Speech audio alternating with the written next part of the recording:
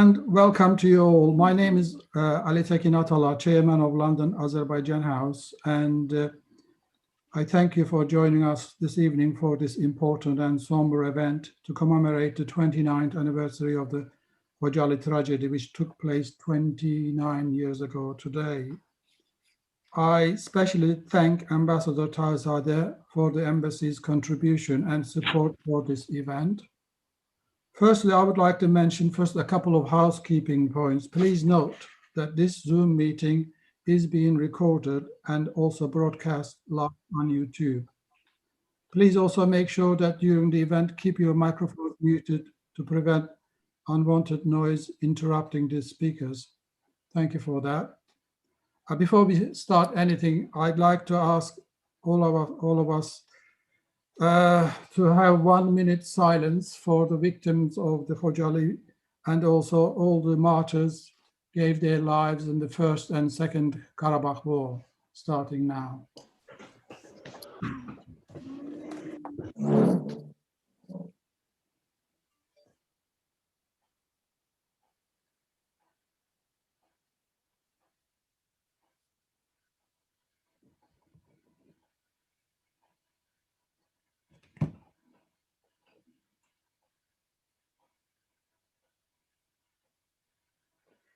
Thank you very much.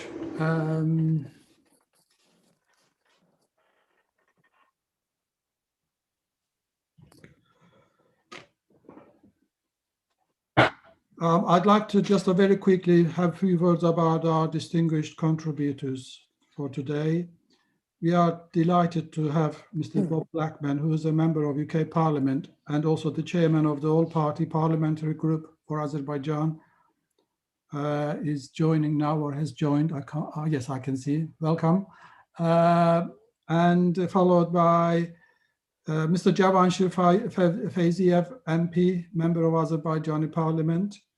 We also have another 3 members of the Azerbaijani Parliament, Mr. Babek Agayev, MP, Ms. Nigar Arpadarai, MP for Azerbaijani Parliament, and Mr. Erkin Kaderli, which is another MP.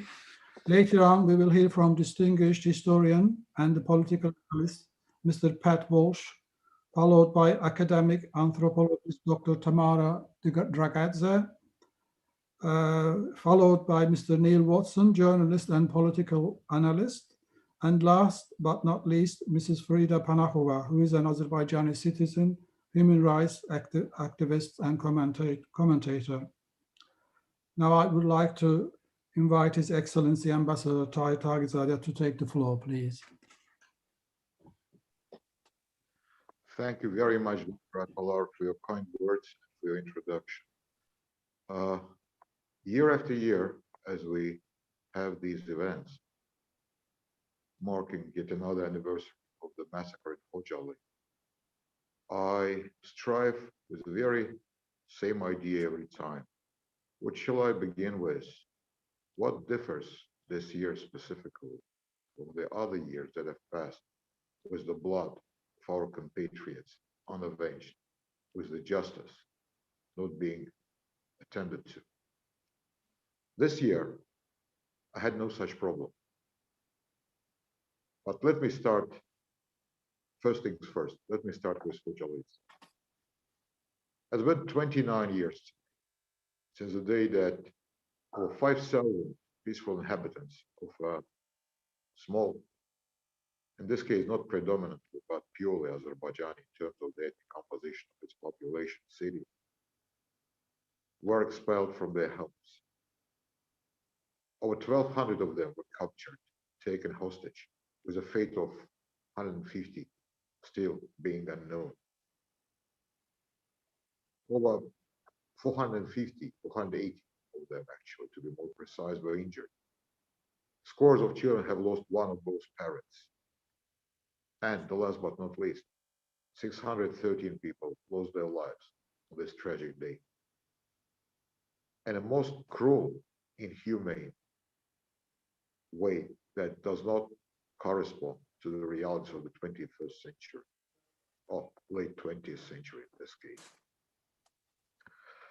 This was a serious violation of all international humanitarian and human rights norms, including the Geneva Conventions, Convention on Genocide, many others.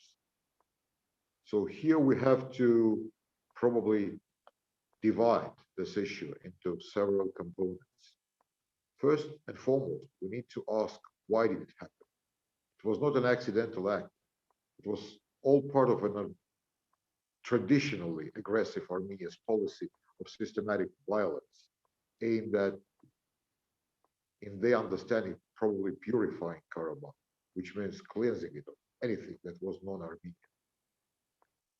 It also stemmed from Armenia's state-level policy of ethnic hatred, racial discrimination against Azerbaijanis, which we unfortunately are witnesses of today.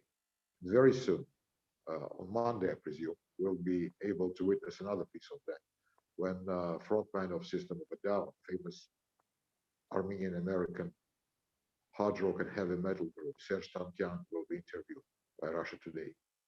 I already know what he's gonna say or what he said, because that will be a recording. So that will be yet another example of what Armenia does, what Armenia claims, and what is the equation between the two. In those years, the process of international recognition of the tragedy that happened in KHOJALY was well documented by international media outlets such as Times, New York Times, Independent, Newsweek, many others, including UK-based agencies and newspapers. National legislative bodies of 17 countries, as well as over a score of US states, states of the United States, have assessed this terrible, heinous crime as an act against humanity.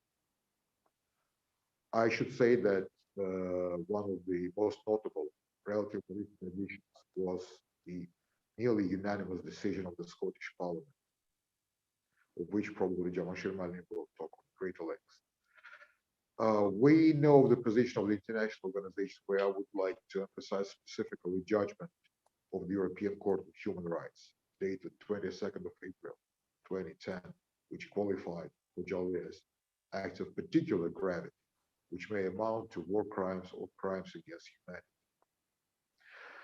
Now, the second question of who is responsible. We obviously understand that this was part of the traditional Republic of Armenia policy pursued on the national level, and the accomplices and their accessories are very well known. I will just give you this traditionally. I mean, I cannot help myself but to quote this, because the audacity and the shameless nature of this statement indeed exceeds anything that I've seen or read or heard in my life. Statement by Armenia's then defense minister, later President Serj Sargsyan, who told Thomas Deval, author of, and Thomas Deval can hardly be somehow suspected of holding Azerbaijan's side of that. So the quotation is, I quote, "Before KHOJALY, the Azerbaijanis thought that the Armenians were people who could not raise their hand against the civilian population. We were able to break that stereotype." End quote. So when any of those two, meaning the former presidents of Armenia, Sargsyan or Robert Kocharyan, speaks about Zori Balayan's quotations about the atrocities perpetrated by Armenians during the First Karabakh War as something that was taken out of context, one should only look no further than their own statements. Now to the point that I raised at the very beginning. Why is it that this year I did not have a dilemma? What is the new perspective in KHOJALY? Indeed, the 44 days of the patriotic war that have ended in liberation of Azerbaijan's long-occupied territories have brought a totally new perspective to this whole issue. Unfortunately, it brought, I will start with this, further examples of Armenia's indiscriminate, atrocious policy, not complying with anything that can be enshrined in the international humanitarian law, including heinous attacks on Azerbaijani cities, far removed from the theater of hostilities, such as Ganja, Barda, Terter, which left more than 100 civilians dead and around 500 wounded. My country believes that continuous measures taken at the national level, as well as within the framework of existing international humanitarian law, will serve to end impunity and bring to justice those responsible.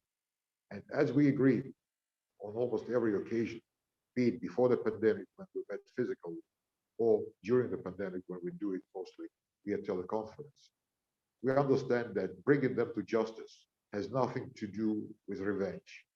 Here is a difference between taking revenge and avenging, my understanding, because avenging the blood of our compatriots who live in KHOJALY, in this case, means making sure that something like that will never be repeated again. And this year, I think we had a number of further contributions to this whole process, very important ones. Hereby, I welcome and salute Chairman Bob Blackman for the yet another early day motion that was tabled by himself, Jim Shannon, and that pays respect to the victims of KHOJALY and welcomes perspectives for establishment of future climate of cooperation and interaction in the South Caucasus. I would like to mention dozens of articles that were published in the London Post, the EU Tribune, number of outlets, Central Asia Post, the Muslim News, etc., etc., etc. I also thank the Friendship Group, the APBG, for the event that took place yesterday, February 25th meeting, where we also spoke about this tragedy. Albeit not quite a lens that we're going to do it today, but still.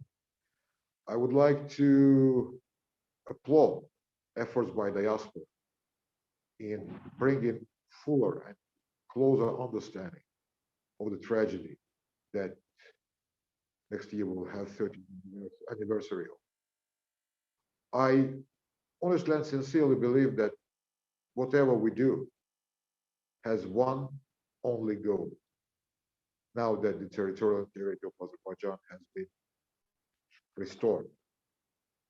And this goal is to make sure that we do not forget the things of the past. And those who perpetrated the crimes will not be allowed to claim that the reality was other than we all know. Yet another good example of that is that a good friend of mine from Baku, whose name is Vugar, penned a very nice poem. I will do the brief translation for the essence of it for those of you who don't speak Azerbaijani. I totally love this poem and I will allow myself to recite it. It's not long. It's basically about KHOJALY itself being a victim, not just the people who live there, about us not willing to forget, about us cherishing the memory of those who perished in KHOJALY. So, with your kind permission, I will allow myself to end these brief remarks with this poem by Ugardan Nazif. Bu yara sağlam değil zamanlar. Vaktsız bir şam gibi söndü hocam.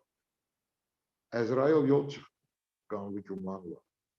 O gece algana döndü hocalı. Sanki o gecede ölüm ulaştı. Felek saydığını göyneçe saydı.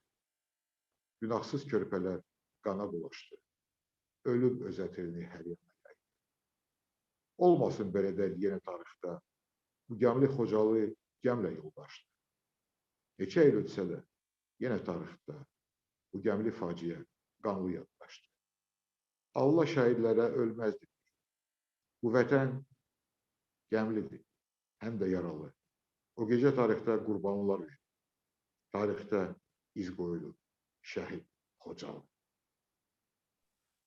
Thank you very much, each and every one of you. Thank you, Chairman Black. Thank you, Chairman Feyzi. Thank you, distinguished MPs. Thank you, Dr. Atalar.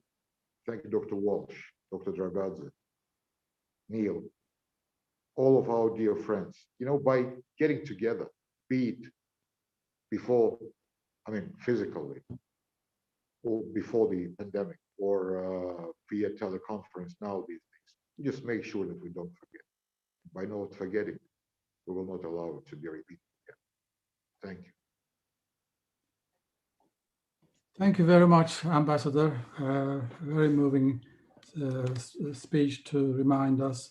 Actually, I had prepared a few words to say, but you more or less said most of them. So I will just repeat a little bit of that. That 29 years ago, Azerbaijani town of KHOJALY in the region of Karabakh was attacked, and its defenseless civilian population was annihilated by the Armenian regular and irregular militia.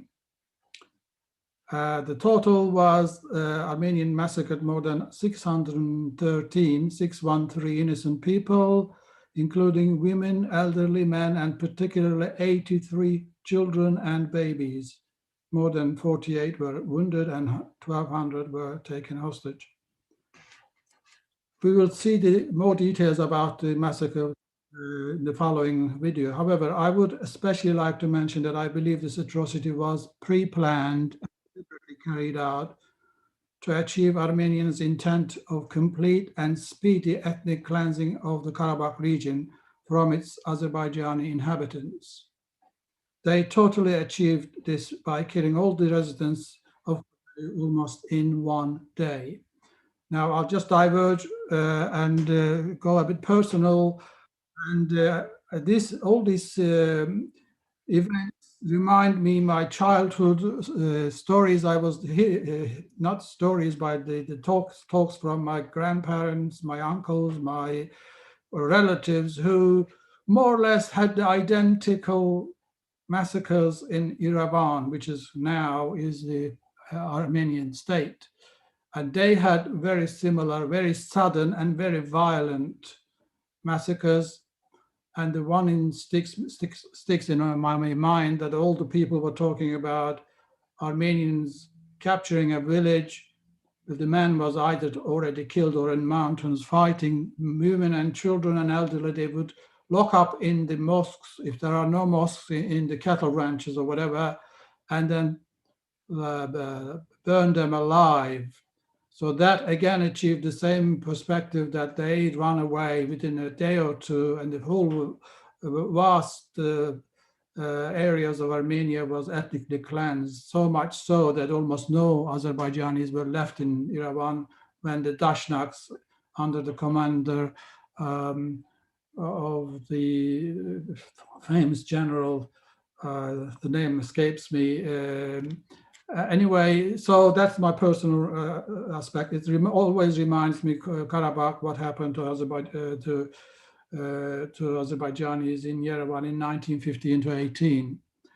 And this, as the ambassador says, this was proved by the words of the later Armenian President Sargsyan in the interview with Thomas de Waal, published in his book Black Garden, which he clearly stated that they did this to frighten and to force the population out, which is now it's almost official history, part of the history. So I conclude that we will never forget and stop to seek justice for those innocent civilians. May they rest in peace. Allah rahmet eylesin hepsine. Sağ olun. Now we go on to the video, please.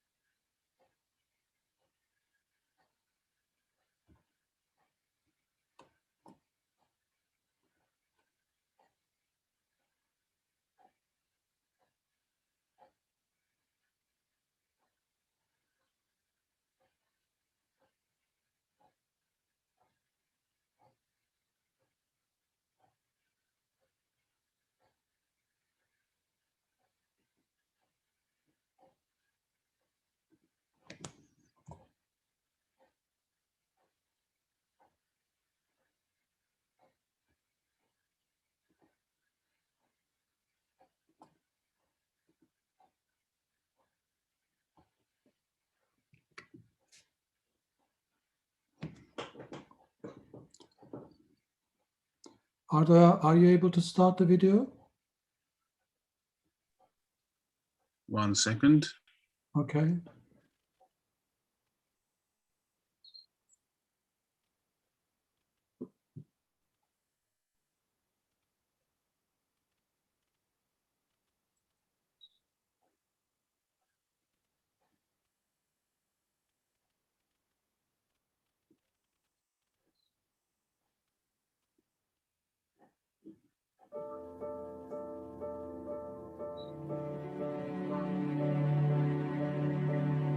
The almond is the very first tree to flower. It blossoms in the midst of winter, generally in February, and is therefore seen by many to herald the arrival of spring.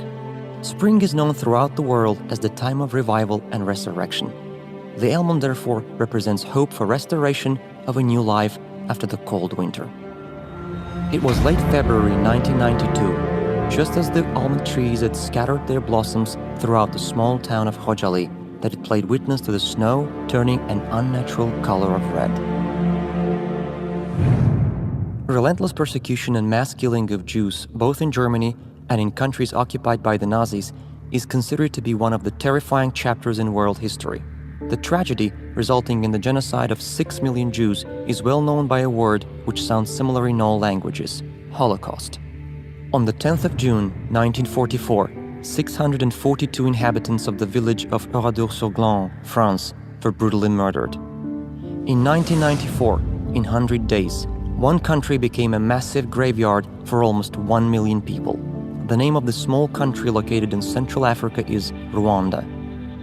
On the 11th of July 1995, in one of the not well-known towns of Europe, more than 8,000 men and boys were massacred. Now we all know the name of this town, Srebrenica.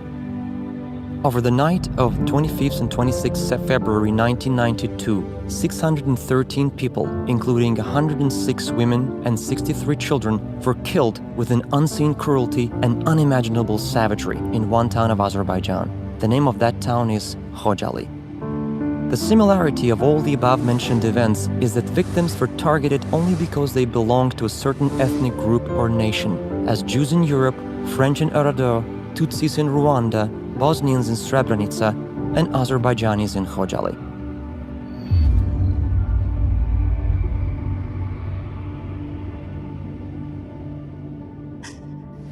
Before the KHOJALY tragedy, when the Soviet Union was on the verge of collapse, Armenian terrorist organizations systematically and methodically perpetrated bloody atrocities and countless acts of terrorism against civilian population of Azerbaijan. After the signing of the Gülistan and Turkmenchay treaties in 1813 and 1828 respectively, there was a very rapid mass resettlement of Armenians to Azerbaijani lands and a subsequent artificial division of territory. Although the Armenian incomers constituted a small minority in the region, they soon pursued a policy of political expansion and devised aggressive plans for its implementation.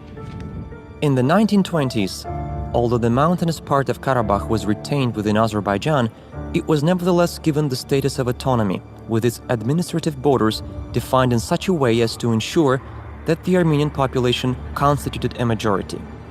Thus, an artificial entity was created within Azerbaijan, while more than 500,000 Azerbaijanis living compactly in Armenia at the time were refused the same privilege. Having breached international norms and principles and still effective Soviet laws, in early 1988, Armenia started aggressive actions against Azerbaijan to implement the long-standing plan to unilaterally secede this administrative territory and annex it to Armenia. In late 1991 and early 1992, armed hostilities and Armenian attacks on Azerbaijan intensified.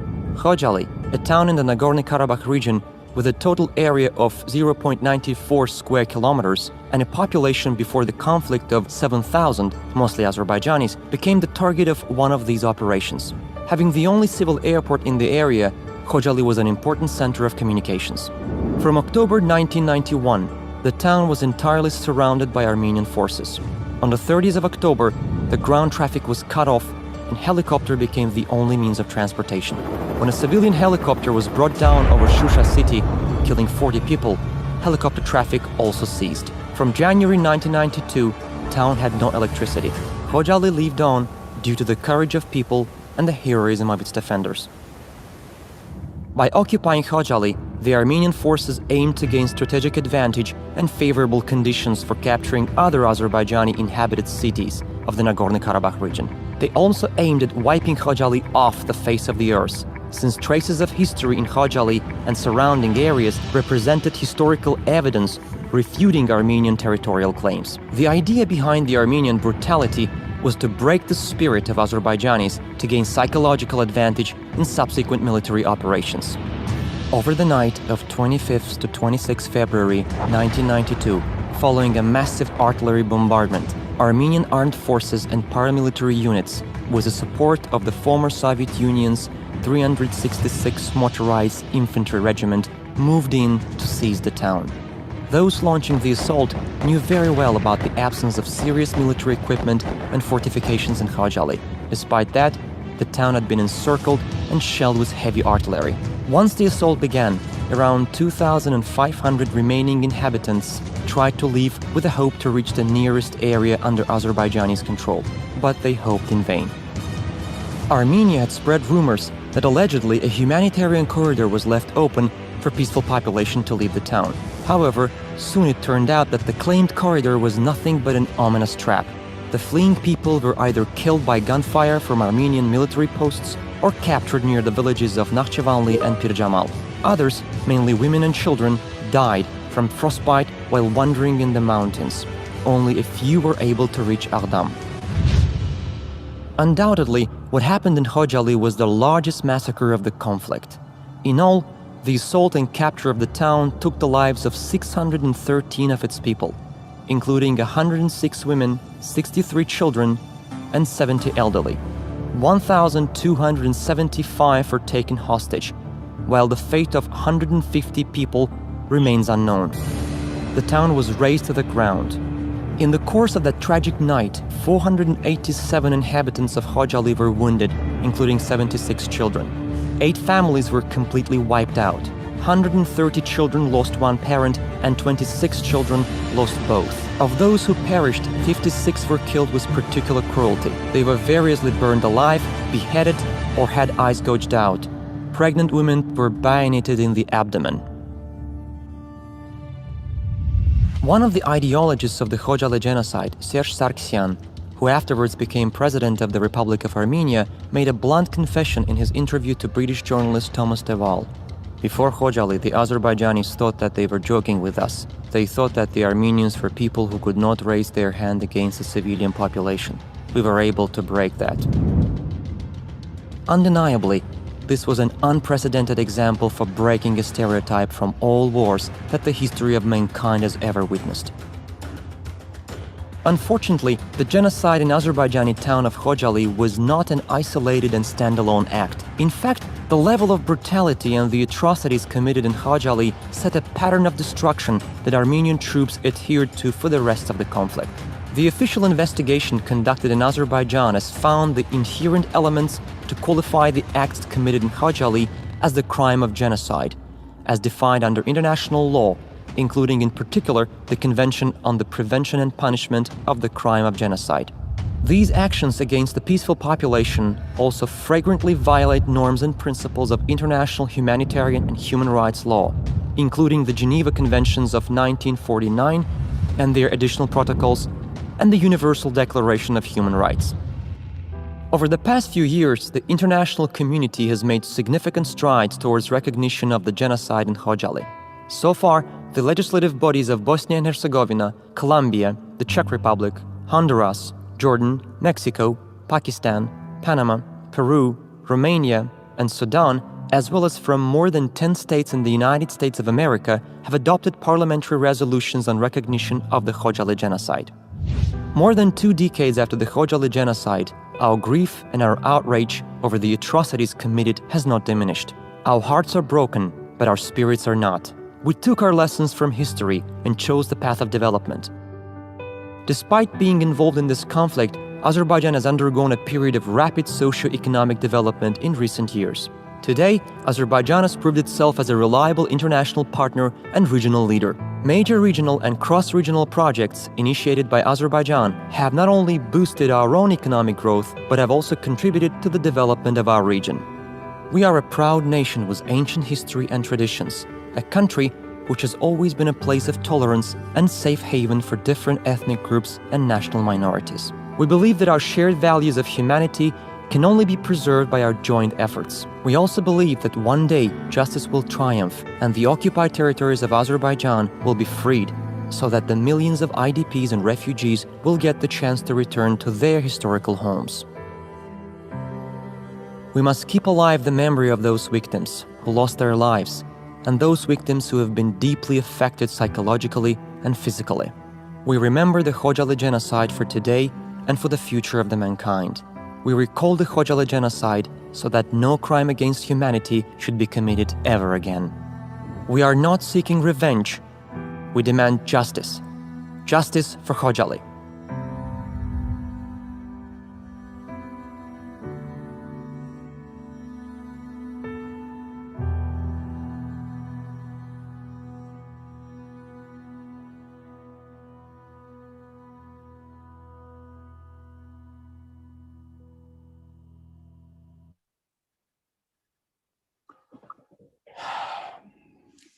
It's a very harrowing video. Anyway, thank you very much for the video, Arda. And now I'd like to invite Mr. Bob Blackman, MP, to say a few words as he's with us. Thank you very much for joining us, Mr. Blackman, and the floor is yours. Okay, well, thank you, Doctor, for that introduction and for allowing me to say a few words as we commemorate the 29th anniversary of the Hali massacre. As the Ambassador has quite rightly highlighted, in the UK Parliament, I've put down an early day motion. For all of you, I will just read the motion because I think it is apposite. It's relatively short, so that's fine. It's entitled the 29th anniversary of the Hali massacre, and in my name, and that this House extends condolences to the people of Azerbaijan as they commemorate the 29th anniversary of the Hali massacre on the 26th of February 2021. Reflects on this atrocity committed against citizens of Azerbaijan amid conflict in the region, and welcomes the recent commitment of both parties to a lasting peace. Now, at the moment, that early day motion only has my name and that of my parliamentary colleague who's from the Democratic Unionist Party, who often signs a number of these motions, particularly on human rights issues. At the moment, that's Jim Shannon, who's the only signatory to it. If I can say to all of you, you can ask your MPs to sign the early day motion. It's effectively, the motion will not be debated in Parliament. This is an opportunity for members of Parliament to register their views on a range of issues, and MPs of all parties take the opportunity to register their views. Not all MPs sign early day motions, and I know there's some mention within the chat room about this. Any MP that's a minister will not be able to sign an early day motion because it is an expression of parliamentary will, and therefore they are bound by collective responsibility as government ministers. However, all other MPs from whichever party they are in can sign early day motions if they so choose, but not all do sign early day motions for a variety of reasons. I can also say, of course, that we seem to commemorate this anniversary every year in the UK Parliament and have sought justice for the people of Azerbaijan, the victims of the genocide, and indeed to console, I suppose, the relatives of the victims. But also, it brings home to us the conflicts that took place in the between 1988 and 1994, with the Hali massacre being the worst example of action taken against civilians, but by no means the only one. And of course, we do know that there are more than 1 million IDPs in Azerbaijan who were forced to leave their ancestral homes as a result of these conflicts.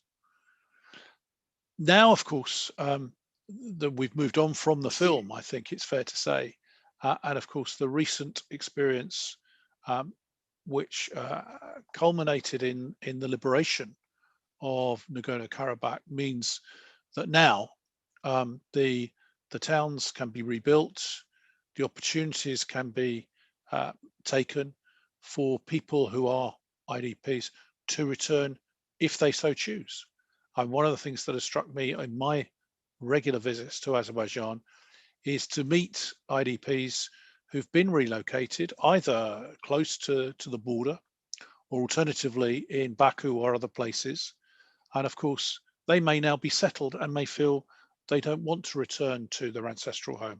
And I hope, and I'm sure no one will be forcing them to do so. I also think it's significant and important that now Azerbaijan has won the war, the fighting, that it now wins the peace by making sure there are no reprisals. And of course, we need to bring the perpetrators to justice who committed these crimes, but we should not enable any attacks on civilians who played no part in such activities or atrocities at all. It is vital, I think, that people live alongside each other as they have done for centuries, but the land and control is restored to Azerbaijan as has been internationally agreed for a very long time indeed. If I can just mention as well, we had the annual general meeting of the UK Parliament, all-party parliamentary group for Azerbaijan yesterday. I'm pleased that I was re-elected as chairman of the all-party parliamentary group. I and my colleagues are looking forward to visiting Azerbaijan and the newly liberated territories as soon as possible, when obviously international travel is permitted once again from the United Kingdom. We're obviously limited because of COVID, in a similar way that we are holding today's commemoration on a virtual basis. All of our meetings seem now to be on a virtual basis, and I seem to meet everyone from a variety of different scenarios over Zoom, Teams, or a variety of other technologies. I look forward to the day when we can all meet physically and we can commemorate the victims. For those of you that you'll be of various different faiths. For Jewish people, today is the festival of Purim. Purim was the first attempted genocide where in more than 2,600 years ago, when in Persia, the attempt was made, the first attempt was made to wipe out the Jewish people. That was unsuccessful. It's marked in the Bible in the book of Esther, and is in many ways similar to what we are looking at today. Unfortunately, as was mentioned in the film, these attempted genocides have taken place far too often across the world, and these sort of conflicts still continue. It is therefore vital that we, as citizens of the world and friends of Azerbaijan, continue to commemorate these atrocities and vow once again to bring those responsible to justice, so that however long it takes, those people cannot rest easy, that eventually justice will come to them as it should. And to the victims, we comfort them. To the families of the victims, we comfort them as well. But nevertheless, what we do is stand shoulder to shoulder. And we in the United Kingdom have had more than 100 years of history in supporting Azerbaijan, and we will continue to do so as long as both countries want to move together successfully, united in seeking freedom and democracy in the true proper fashion. I only thank you, Mr. Chairman, and thank you for allowing me to contribute to this commemoration.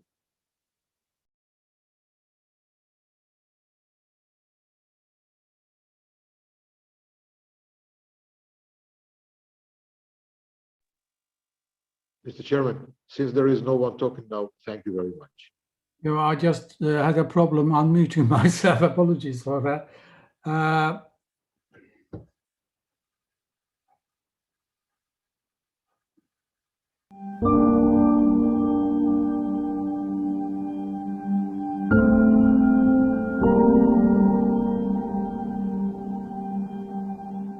Bilirsən nə istəyirəm?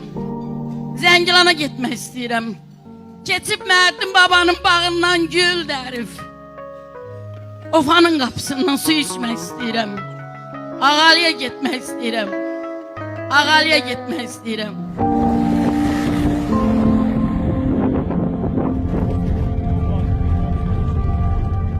Mən Məmmədova Süraya Xudakərim qızı 1950-ci il yanvarın 10-unda Zəngilan rayonunun Ağalı kəndində anadan olmuşam. Və 1993-cü ildə Zəngilandan məcburi sürətdə qovulmuşuq.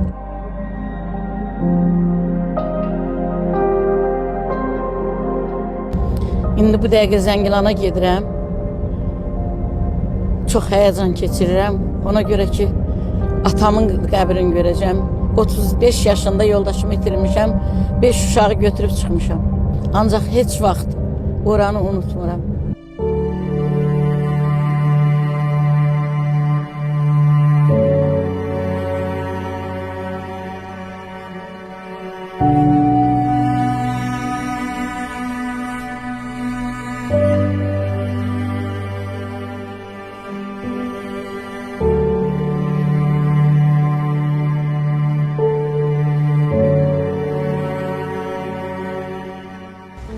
Ermənilərin zəbt elədikləri evlərimiz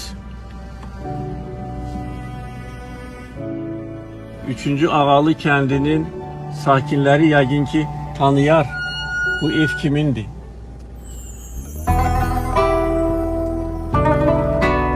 Şükür ilahi pərverdiyar, Ağalı gəlmişəm. Ey vətənim gəlmişəm, ey torpağım.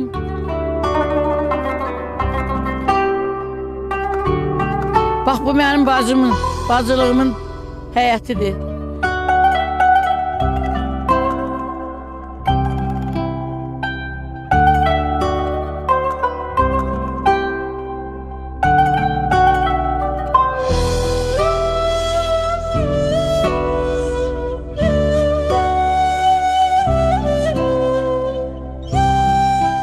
Sərmay, səni bu evə gəlin gətirmişəm qızım.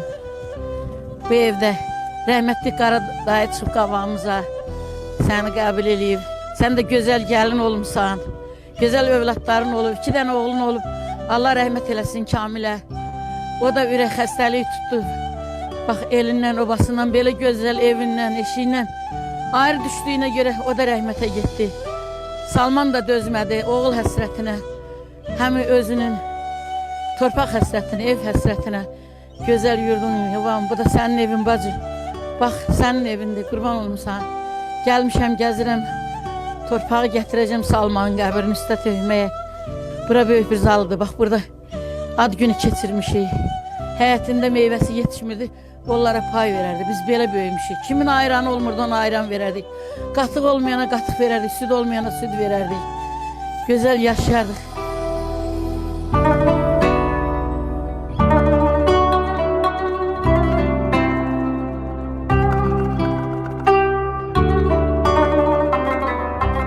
Bax burada, hələ mi Adil?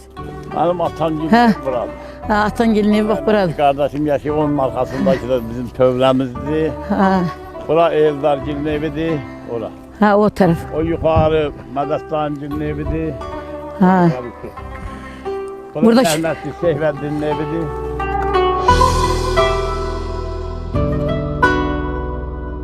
Uşaqlığım burada keçib Adil. O qədər burada uşaq rəhmətli Səbi ilə oynamışıq. Bir məktəbə getmişik buradan.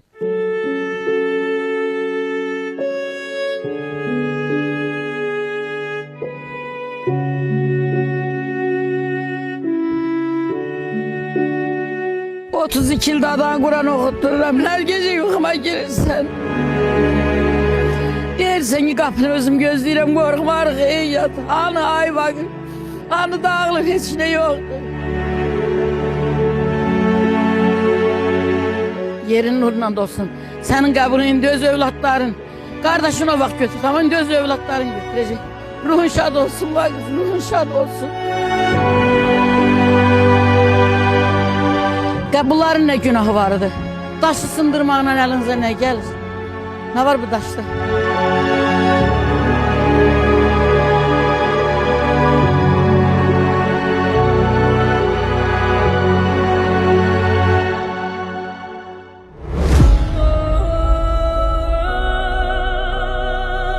Vay vay vay.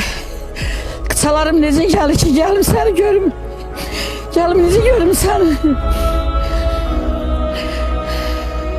Taşlara kurban olun. Taşlara kurban olun.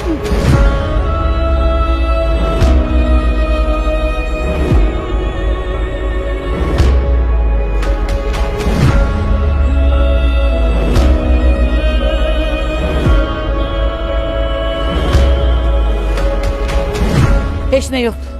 Yine olacak. Devletimiz sağ olsun. Torpağa ki geldim. Torpağımı gördüm.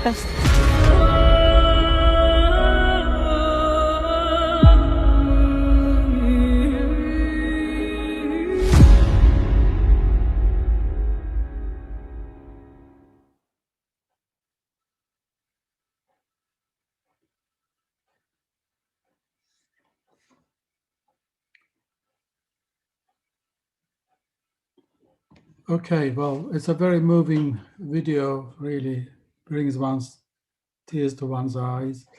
Anyway, I do apologize. Last time I couldn't unmute my microphone. I thank Bob Blackman for his contribution, and I especially thank him for being a friend and supporting the Azerbaijan. We very much appreciate it. Thank you very much, Bob Blackman. Now, the second MP to contribute is from Azerbaijan, Mr. Javanshir Feyziev. Javanshir Muallim, buyurun siz. Thank you, Ali Bey. Good evening, everybody. I want to thank everybody who joined us tonight. And it was really hard to watch the film. But anyway, this is our history. As you may be aware, the war actually began in the last years of the Soviet Union. And in those years, it was so unexpected for us because we believed in justice. We believed that we are all living in one home, which is called Earth. We would never expect neighbors even to attack us. But nevertheless, that started, and later we knew that they were prepared during all Soviet period to attack us when it would be possible, and they did it. It lasted almost 30 years before going down in history as one of the most brutal wars that took place after Second World War. Disregarding all international norms, all international laws, Armenians made ethnic cleansing first in Armenia. And they did it still in Soviet time, starting from 1988. Then they cleansed ethnically the territory of Nagorno-Karabakh and another 7 adjacent regions during the lasting war. And KHOJALY genocide, among these atrocities, is the most cruel atrocity of those bloody years. Exactly this night, 29 years ago, during a night, Armenia killed 613 peaceful, helpless people just because they were Azerbaijani. KHOJALY town, with approximately 7,000 population, has been erased from ground during a night. So what wanted the Armenians? Probably they pursued the goal of scaring the people and bringing everyone out of their homes. And they achieved that. And it became the most bloody page of the whole 30 years war, which was imposed on us by Armenia. And in those years, everybody was silent to ethnic cleansing, to human rights, to the violation of human rights, to the violation of the internationally recognized borders. Everybody was silent in the world. Nobody supported Azerbaijan. Nobody stopped Armenia. During that war, which has lasted approximately from 1988 to 1994, almost 6 years. During that war, approximately 30,000 people lost their life. and all occupied territories have been destroyed completely. So this is our recent history. Today we are commemorating 29th anniversary, but of course with another mood.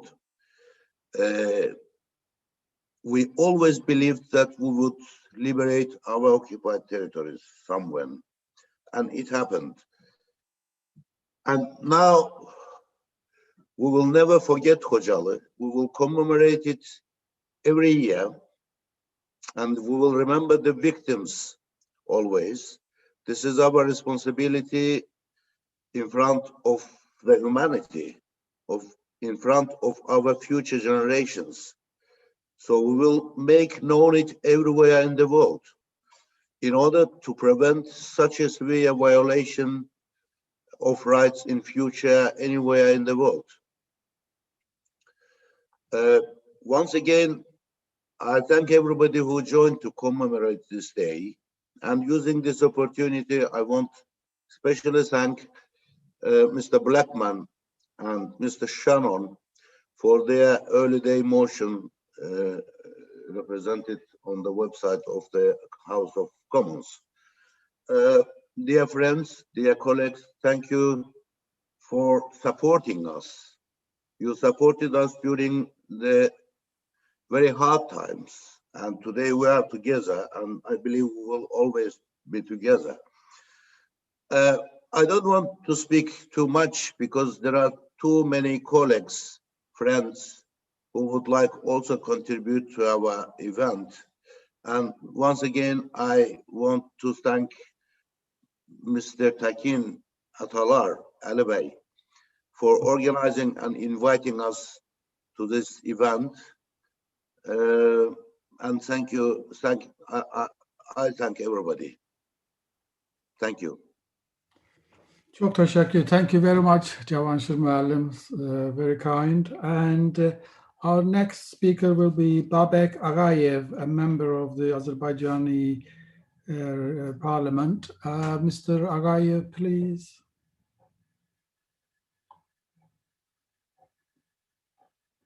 Is Mr. Agayev here? Babek Agayev? I'm here. I hope you do hear me. Yes, we can. Thank you. Thank you so much for inviting me to take floor at this important event. Dear Mr. Ambassador Tarzadeh, dear chairs of the friendship group from both sides, Mr. Feyziev and Mr. Blackman, dear MPs and distinguished guests, since Ali Bey presented me as a member of the Parliament of Azerbaijan, let me make a small note that I'm Babek Agayev. I'm coming from Parliament, but not like an MP. I'm Deputy Chair of the International Relations Department of the Milli Majlis of the Republic of Azerbaijan.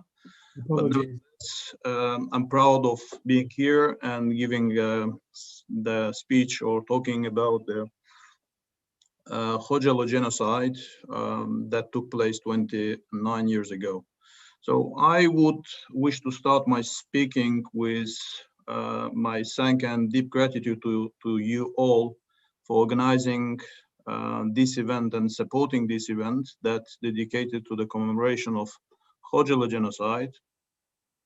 Because holding such kind of events is, I guess, of utmost importance, and the importance of such kind of event is related with keeping the memories of us, of international community and humanity, alive and alerted. Why do I say alive and alerted? Because alive and alerted to all the genocides, all the massacres, atrocities took place in the history of mankind.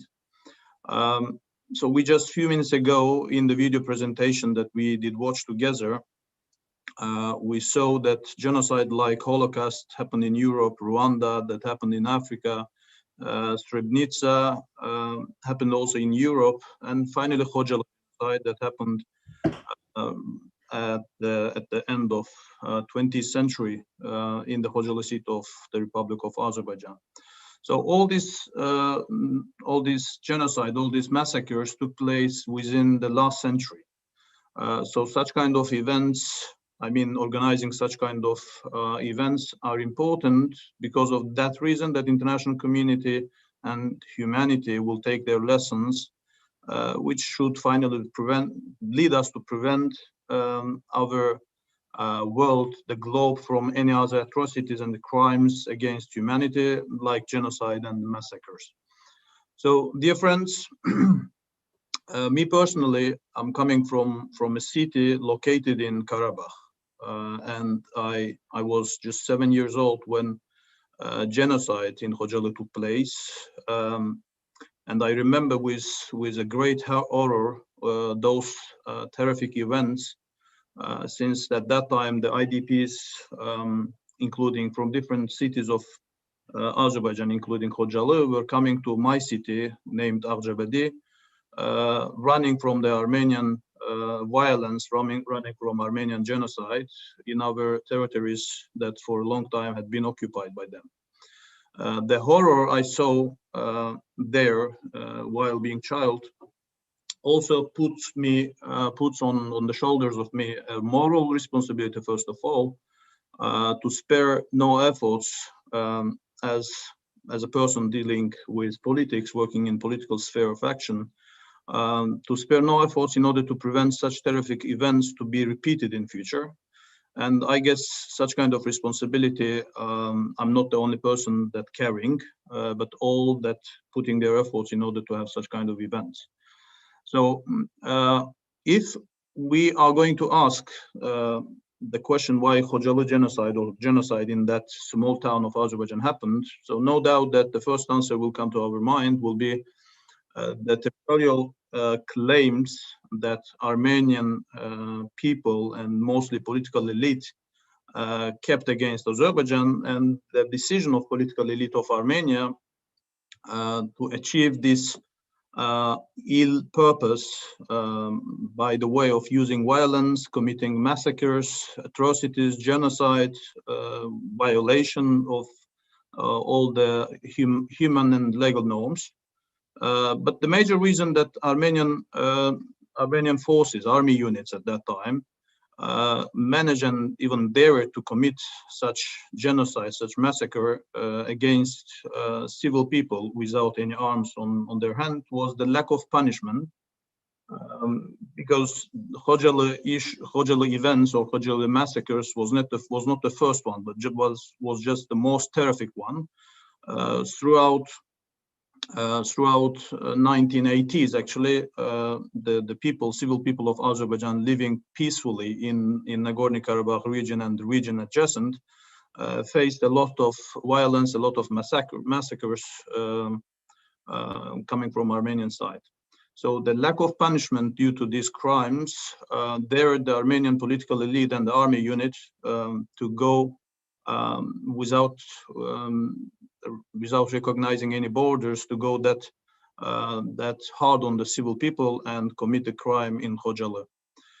And today, actually, the Republic of Azerbaijan, which has already liberated its territories, and this is the fact that there is no any more occupation and conflict over Nagorno-Karabakh, but as you can easily see from the statements coming from our political leadership, but first of all from President Aliyev, that Azerbaijan is not intending to make any revanchist feelings or claiming any revanchist movement, but looking for coexistence with the Armenian citizens of Azerbaijan. As you know, outside of the Nagorno-Karabakh and the region adjacent, we have more than 30,000 ethnic Armenian population living peacefully in Azerbaijan, and almost the same amount in Nagorno-Karabakh. So we are really looking forward to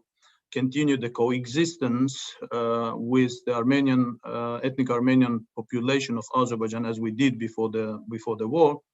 And as we are doing with other ethnic minorities living peacefully in Azerbaijan throughout the centuries.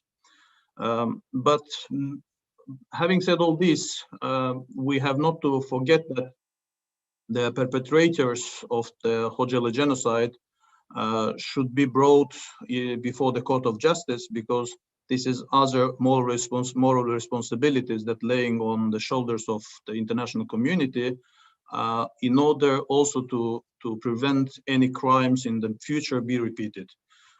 So the fact that my ambassador already said that a lot of countries, 16 countries in the world with their legislative bodies, one international organization exactly saying parliamentary assembly of organization of Islamic countries adopted the genocide, KHOJALY massacre as a genocide. More than 20 states of the USA adopted documents recognizing this act of Armenians as genocide. So these documents are paying enough good ground for bringing the perpetrators in front of the Court of Justice. So this is another important issue we have to pay much attention to. So I also would like to stop here, paying attention to the list of speakers that we still have, and wish to use this opportunity to express my deep gratitude to all who put their efforts in organizing this important event. Thank you so much.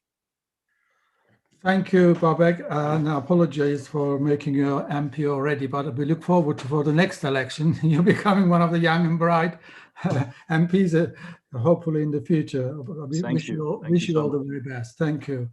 Now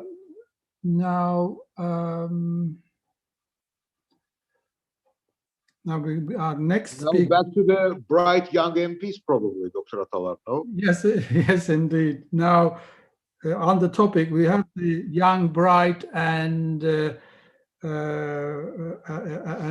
already MP, Miss Nigar Arpadavai, next to speak. We're very pleased that Azerbaijani Parliament now has these very young, very bright, very presentable MPs increasingly joining the ranks of the parliamentarians.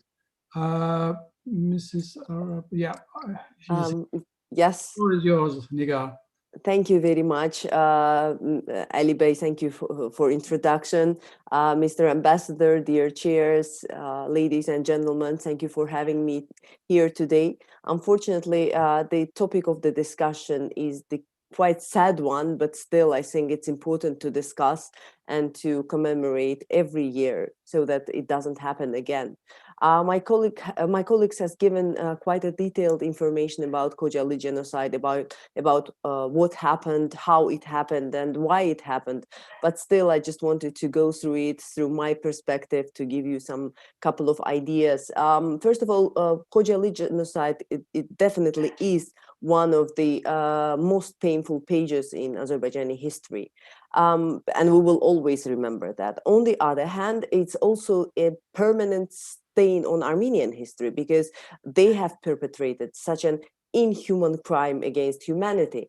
And just the essence of it, of this genocidal act that happened in 1992 is that, as you all know, KHOJALY is located in Nagorno-Karabakh. It's just, it's the small Azerbaijani town, which was surrounded by other villages. And on the night from 25th to 26th of February, Armenian occupying forces have wiped out the whole population of this town. And they massacred 613 people, children, elderly people.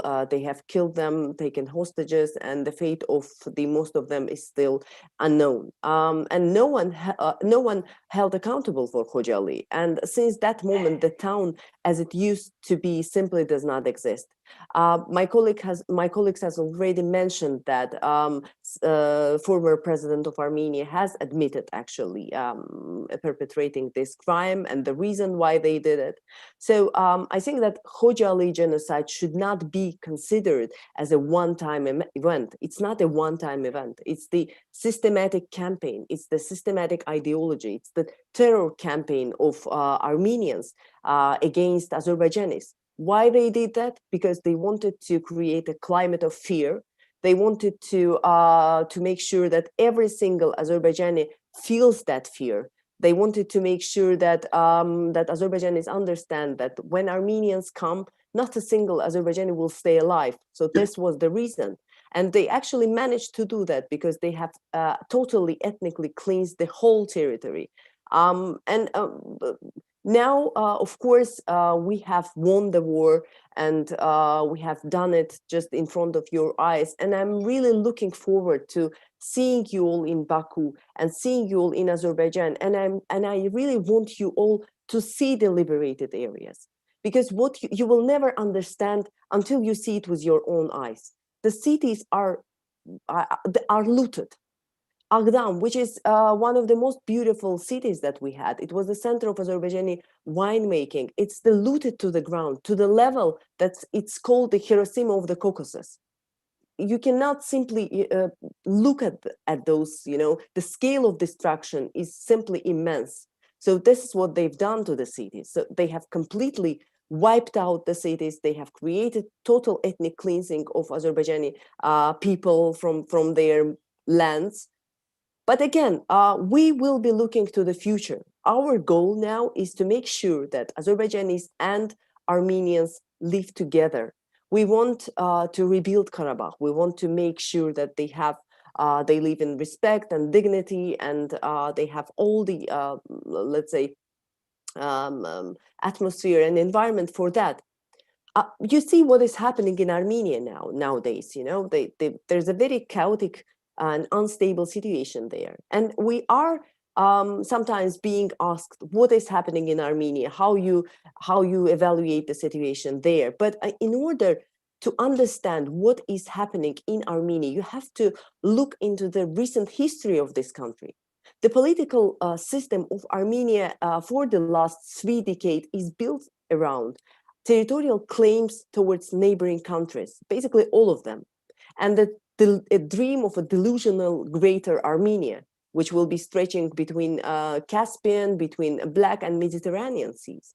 And anyone, any leader, any political leader who would try to step away from this ideology will be either ostracized, or if he's in power, he would just lose power, because this is their ideology. And this ideology is the biggest threat for actually Armenia's statehood currently. And moreover, any attempt for reconciliation with neighbors leads unavoidably to escalation of political violence, as it happened a couple of years ago in the parliament in Armenia. So what I'm trying to say is that Armenians' leadership should reconsider its politics. They should understand that the only way for Armenia to survive, to develop, and to have a normal, proper developing country is to reconsider its politics, to build a proper relations with Turkey, with Armenia, with Azerbaijan, with all of their neighbors. And I'm quite skeptical at the moment. I don't feel that they will be doing that. But anyway, it's their let's say, problem and their internal processes happening now. For us now, the war is over, and we aim for future. We will rebuild Karabakh. We will return our refugees back, and return of refugees to KHOJALY is very important for us, because this will be a symbol, and this is a symbol that we are turning the page, and let's say, we will never forget that, but we should return our refugees back. And for that, of course, we have to rebuild the territories, and we have to create all the necessary environment there. So basically, that's it. I'm open for any questions that you may have, and I'm really thankful for all of you for having time to meet us and to discuss this important issue. Thank you. Thank you, Nigar, for such an in-depth and eloquent speech. And we wish you very best in the future in your parliamentary career. I'm very nice to meet you and see you in action. Thank you. And we come to another Azerbaijani MP, not least but not last, is Mr. Erkin Gadirli. Can you please unmute that's it? Yes, I have just done that. Do you hear me? Yeah, floor is yours. Okay. First of all, I take this opportunity to greet all of you and also thank all of you for making this event possible and for inviting me. Um, I'm a lawyer myself. I mean, my background is legal, and for a lawyer, it is on the one hand easy to talk about international crimes because legal arguments are well structured and legal concepts are well defined. But on the other hand, as for Azerbaijani, it is difficult and very hard for me to talk about KHOJALY because, especially given into account that lawyers are supposed to put aside emotions, and this is almost impossible in my case, for example. But I will try. KHOJALY massacre is, of course, an international crime. It is a gross violation of international humanitarian law. It is a grave crime, not only under international law, but also against international law, because genocide and related crimes are part of customary international law. They're what is in Latin phrase called jus cogens, which means legal rules which no derogation are permitted from.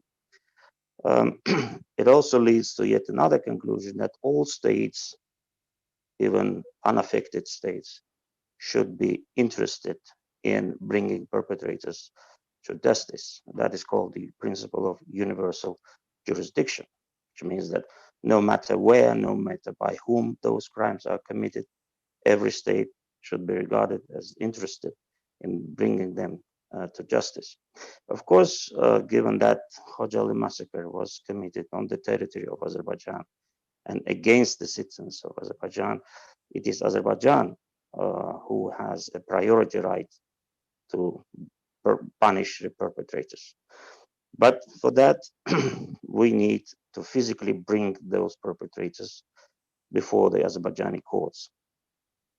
That can take some time and legal procedures, and let's see how far we could go with that. But strange as this may sound to some, if properly understood, Armenia should be interested itself to do exactly the same, because perpetrators are Armenian nationals, citizens of Armenia, which means that Armenia should not let them go with impunity. And by doing so, and Armenia should do that not with the view of doing favor to Azerbaijan. We don't need that. Armenia should do that with a view to doing justice to herself. For example, when Robert Kocharian, the former president of Armenia, was arrested in Yerevan, he was charged with corruption. That in turn gave many in Armenia reason to believe that Pashinyan simply wants to get rid of one of his powerful opponents.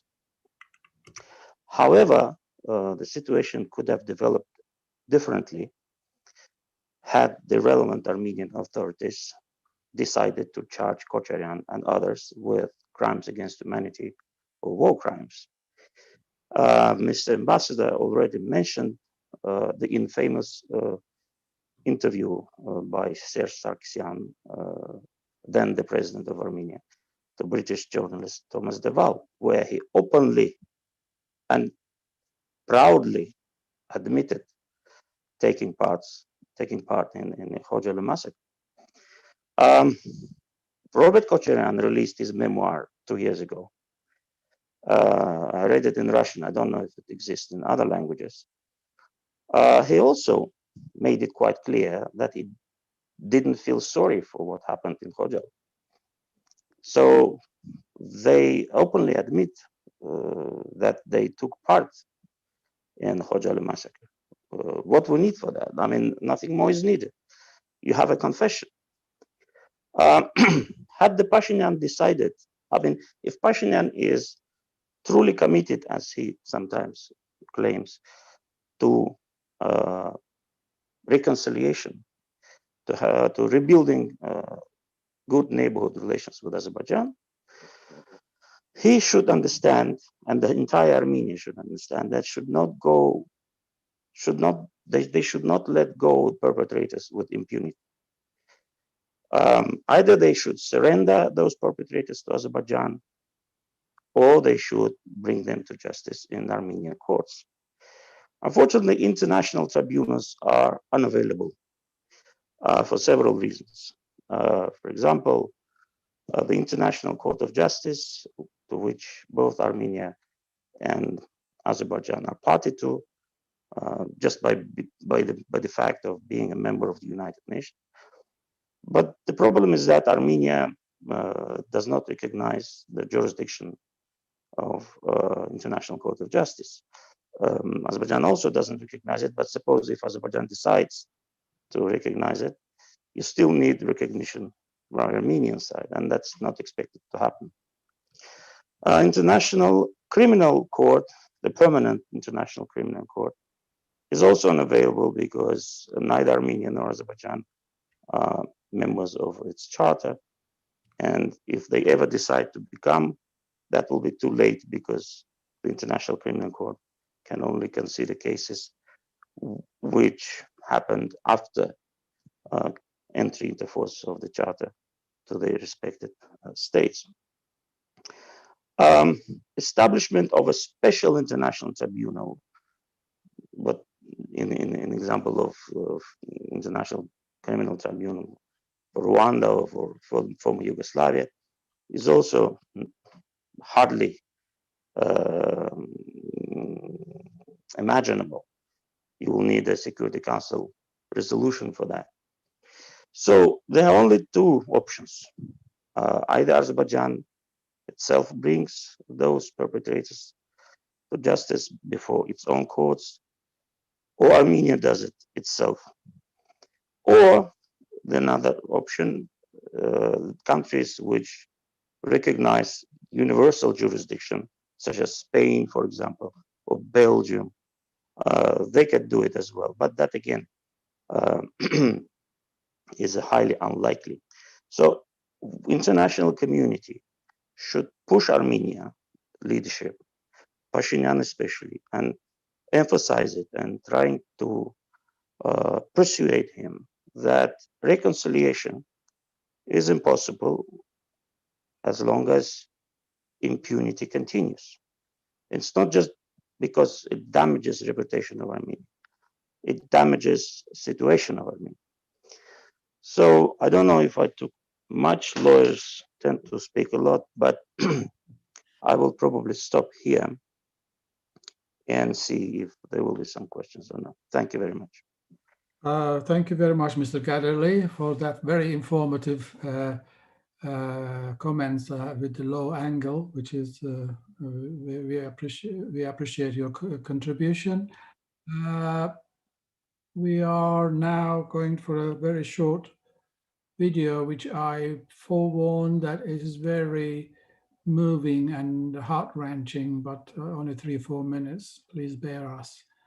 Okay, next video, Arda, please.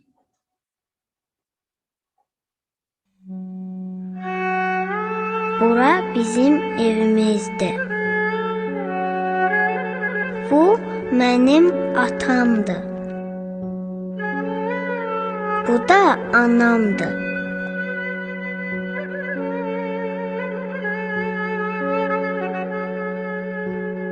Bu isə mənim nənəmdir. O gecələr mənə nağıl da danışırdı. Amma indi heç kim gülüb danışmır. Elə bil kimdənsə küsüblər. Deyirlər müharibədir. Müharibənin nə olduğunu bilmirəm. Bircə onu bilirəm ki, mənlə heç kim oynamır. Birdən qorxulu səslər eşidildi. Atam tələsik evdən çıxdı.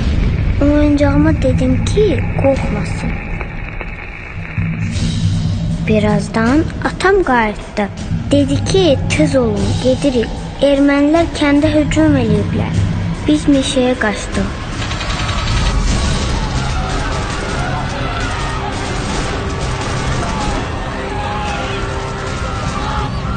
Hamı qışqırırdı, hamı ağlayırdı. Nənəmə nəsə oldu. Dedi ki, mən burada qalıram.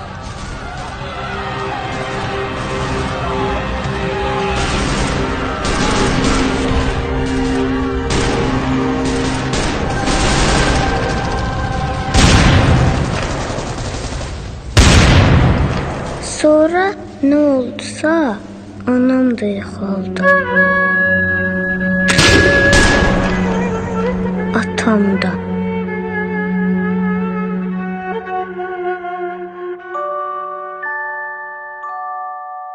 Ben tek qaldım. Heç nə eşitmirdim. Qışqıra da bilmirdim. Elə bir dilim tutulmuşdu.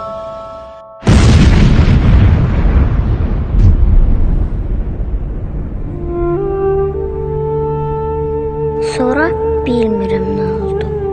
Elə bil yuxuya getdim.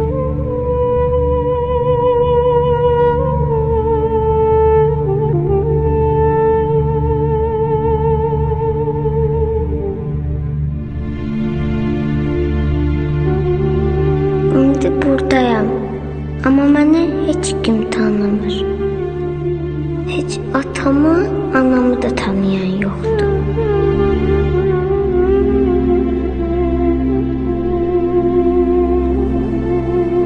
Bu uşağın adı yoxdur.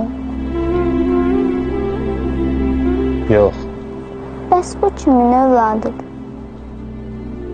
Bütün Azərbaycanın. Hamı mənə baxıb kövrəlir. Mən onlara neynəmişəm? Heç adımı da bilən yoxdur.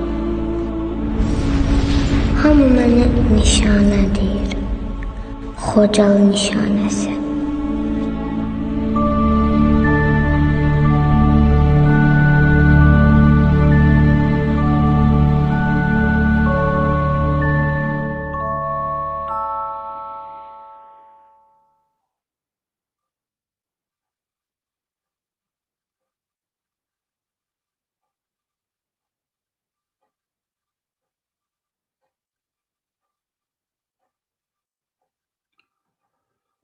Wow, that really was heart-wrenching. That I don't know.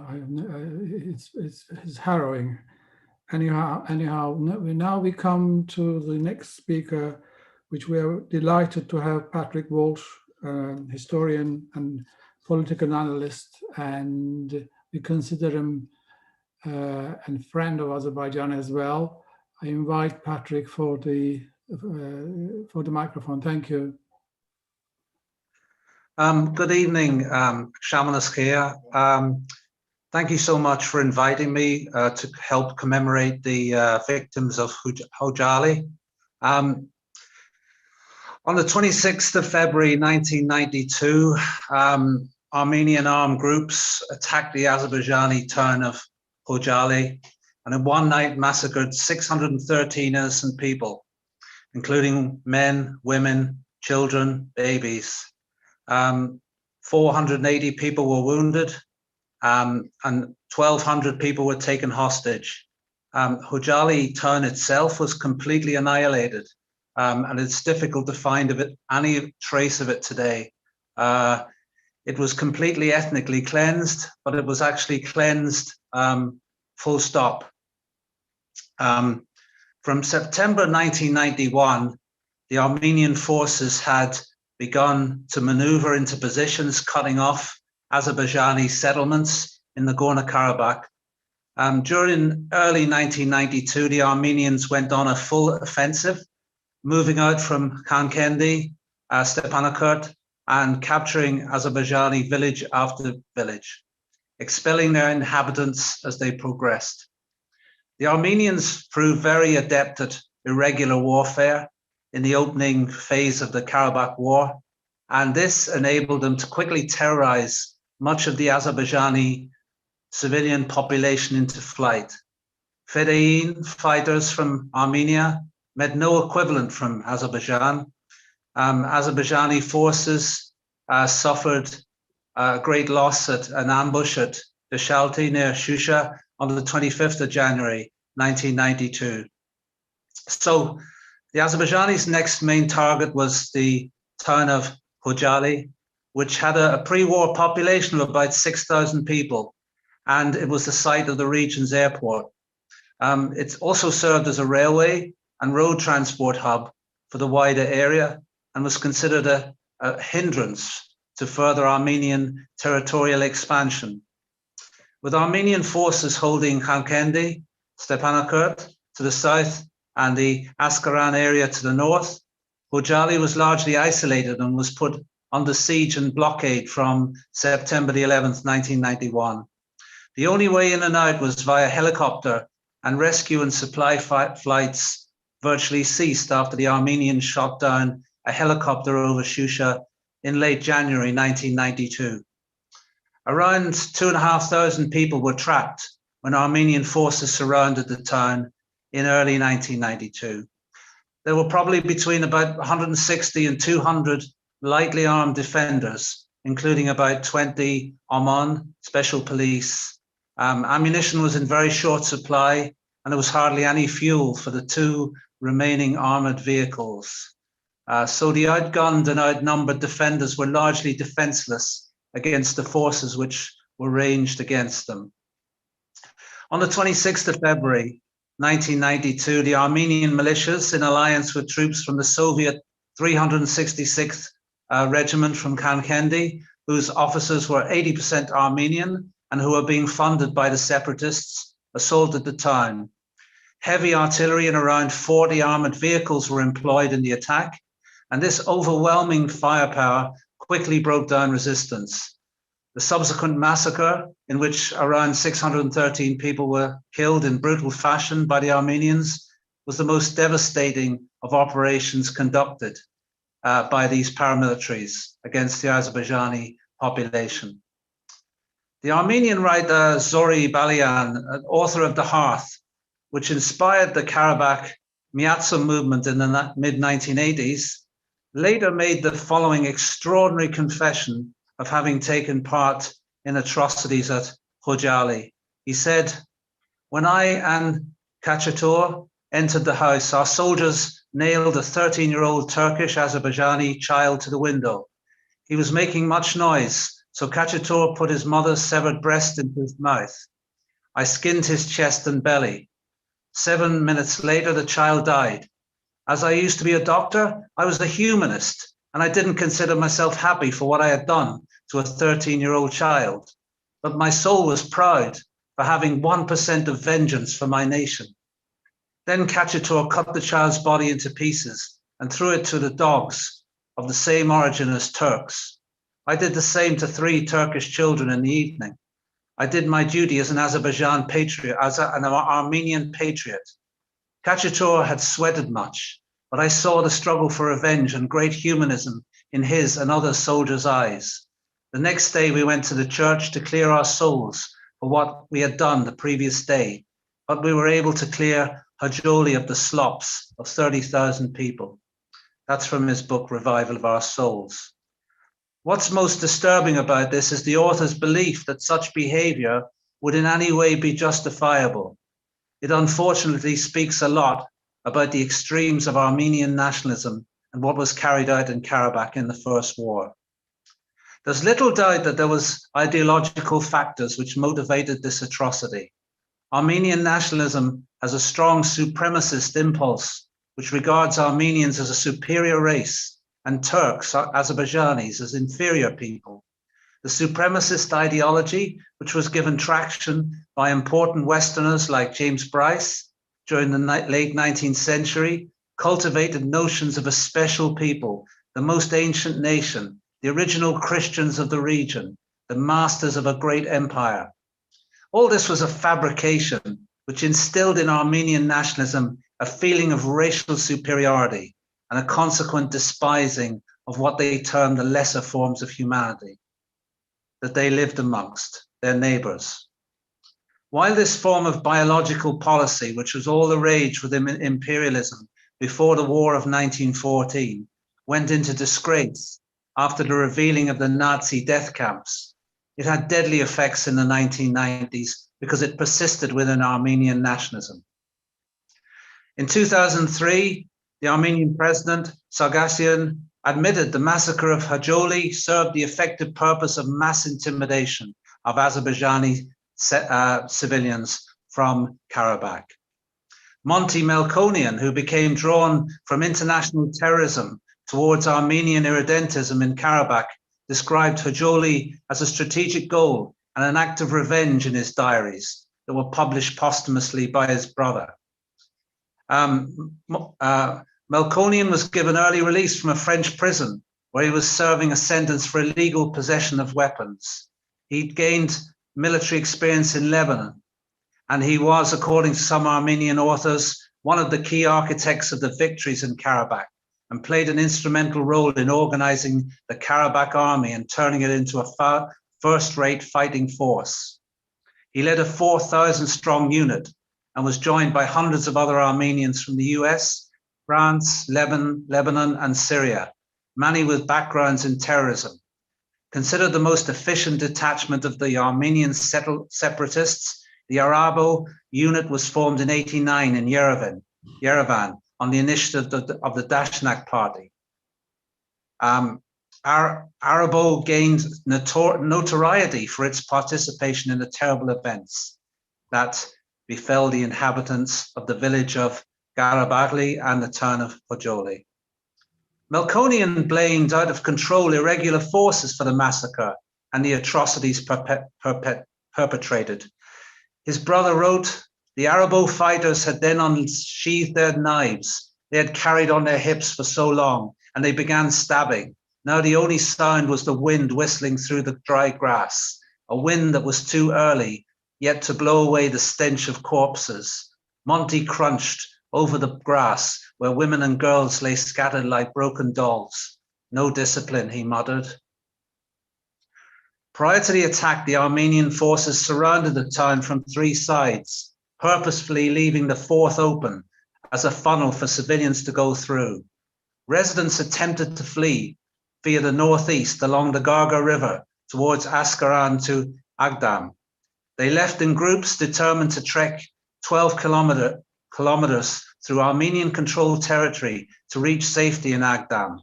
The fleeing civilians were, however, ambushed, killed in brutal fashion in woods, open ground, often with the use of knives.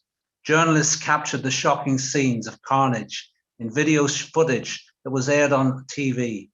The footage showed the mutilated corpses of civilians, including those of small children scattered on the ground.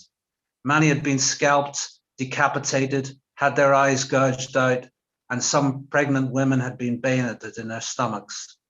Many women and children also perished when they fell from exhaustion and were frozen to death during their escape across the mountains. The international press could not ignore what happened in KHOJALY. The British Sunday Times of 1st of March 1992 announced, "Armenian soldiers massacre hundreds of fleeing families." The Washington Times of the 3rd of March headlined, "Atrocity reports horrify Azerbaijan." The Human Rights Watch Center stated the actions of the Armenian armed forces violated the Geneva Conventions, as well as Articles 2, 3, 5, 9, and 17 of the United Nations Human Rights Declaration.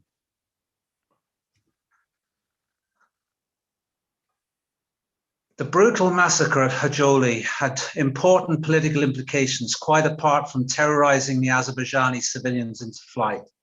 It fatally undermined the government in Baku, which initially attempted to cover up the act in the Soviet tradition.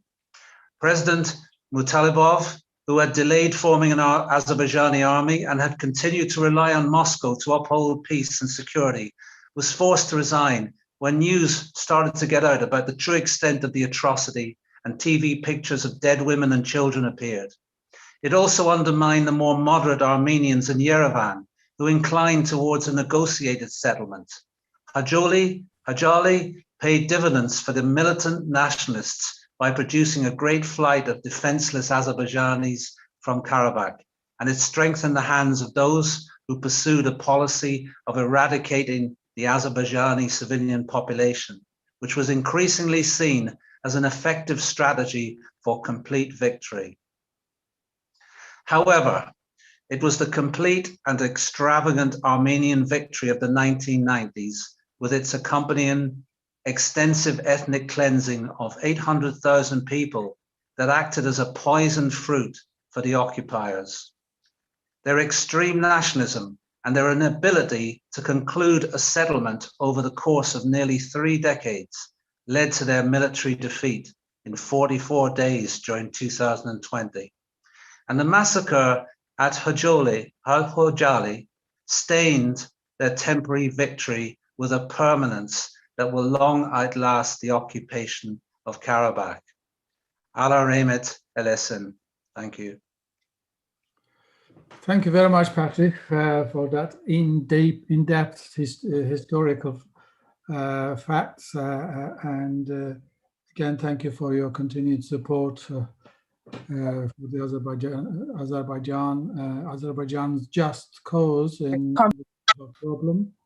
We are most grateful. Now we are going to see our oldest and dearest friend of Azerbaijan, Dr. Tamara Dragadze, who have been with us probably 25, 30 years, steadfastly supporting every meeting, every event, attending, contributing, and we call him as our sister.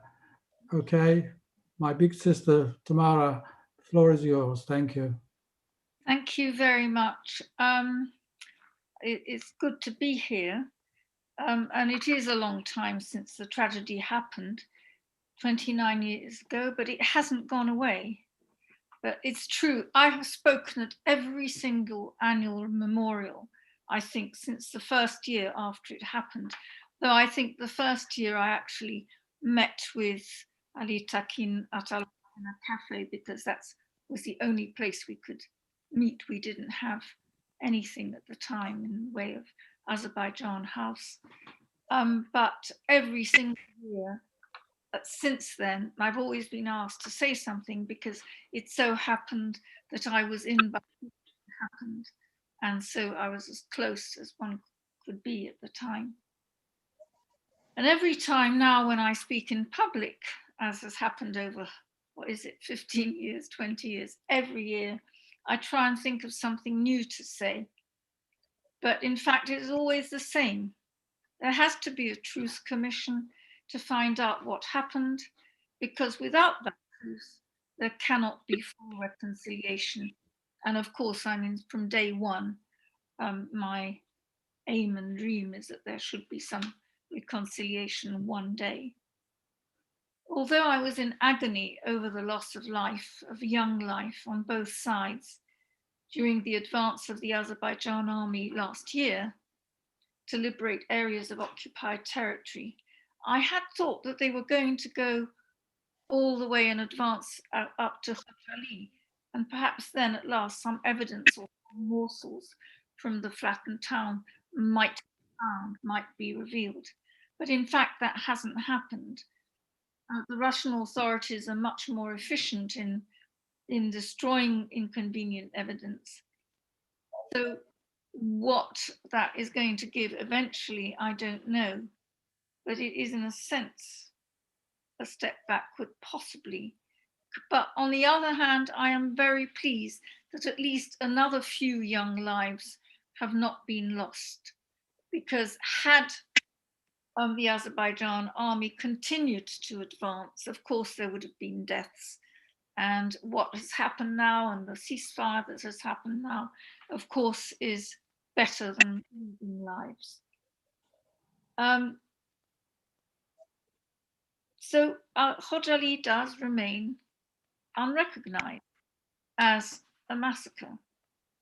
And alternative versions to the massacre, like the deaths caused by crossfire, are still alive and still spreading. And this is something that I find amazing, but it is the main argument still is that crossfire, not systematic murder, caused the KHOJALY deaths. Now, last year I spoke about the need to get medical evidence because there must have been autopsies, there must have been death certificates with the corpses that were taken to Azerbaijan by Azerbaijan doctors. But I don't think the evidence in this past year has been found, and if it has, it will not probably very much of it, and probably as vague as before. Eyewitnesses whom I spoke to, who came straight back from KHOJALY, and in fact one of them, Anatol Levin, who wrote in the Times and the Sunday Times, he came straight to the flat I was staying in and was completely in a state of shock, and it took quite a long time to calm him down. They actually saw that there were many people who had been shot at close range, as well as being mutilated. But war correspondents like Tom Goltz and Anatol Levin are not what a court of law is looking for. And so we do need at some point to have the evidence of these death certificates, if they are available somewhere. And I always, sort of wonder why this hasn't happened, because yes, the people who stayed on in KHOJALY, as I've said, every year, were the poorest part of the population, because the well-off had left long previously. And the ones who were there were young children, parents, old people who couldn't leave or didn't have the money to leave. And so when they were killed, there weren't sort of any celebrities among them. There weren't any people of influence among them. And although we all have huge sympathies and our hearts are broken by their deaths, it hasn't, in fact, translated into this sense of urgency of finding this medical evidence that must exist somewhere. And perhaps could have made an impact. Obviously, Kin Mualim, our lawyer friend here, he could tell me otherwise, but that's what I believe is the case. So yes, I'm very bitter, you might say, and yes, it is true, I am. And now we have this slightly bizarre situation that Russia has recognized the whole of Karabakh as Azerbaijan territory, but as yet people don't go in and out of it from Azerbaijan. Nevertheless, I think this is, or at least I hope it is, a temporary situation. And the inevitable will happen, which is that Armenians and Azerbaijanis will have to accept each other at some point in order to turn towards a viable future. However, we did learn from other examples, South Africa, Rwanda, even Ireland, that both sides have to acknowledge the truth of the most atrocious deeds before true reconciliation can take place. And this is why I'm still around every year calling for the truth about KHOJALY to be recognized, because without it, we will not be able to look forward to the kind of future of peace and prosperity which the next generation deserve from us. We created this mess collectively as human beings, I always feel, but we must all do our little part in some way to make life better for the next. And I do think that the truth about KHOJALY will eventually contribute to reconciliation. Thank you.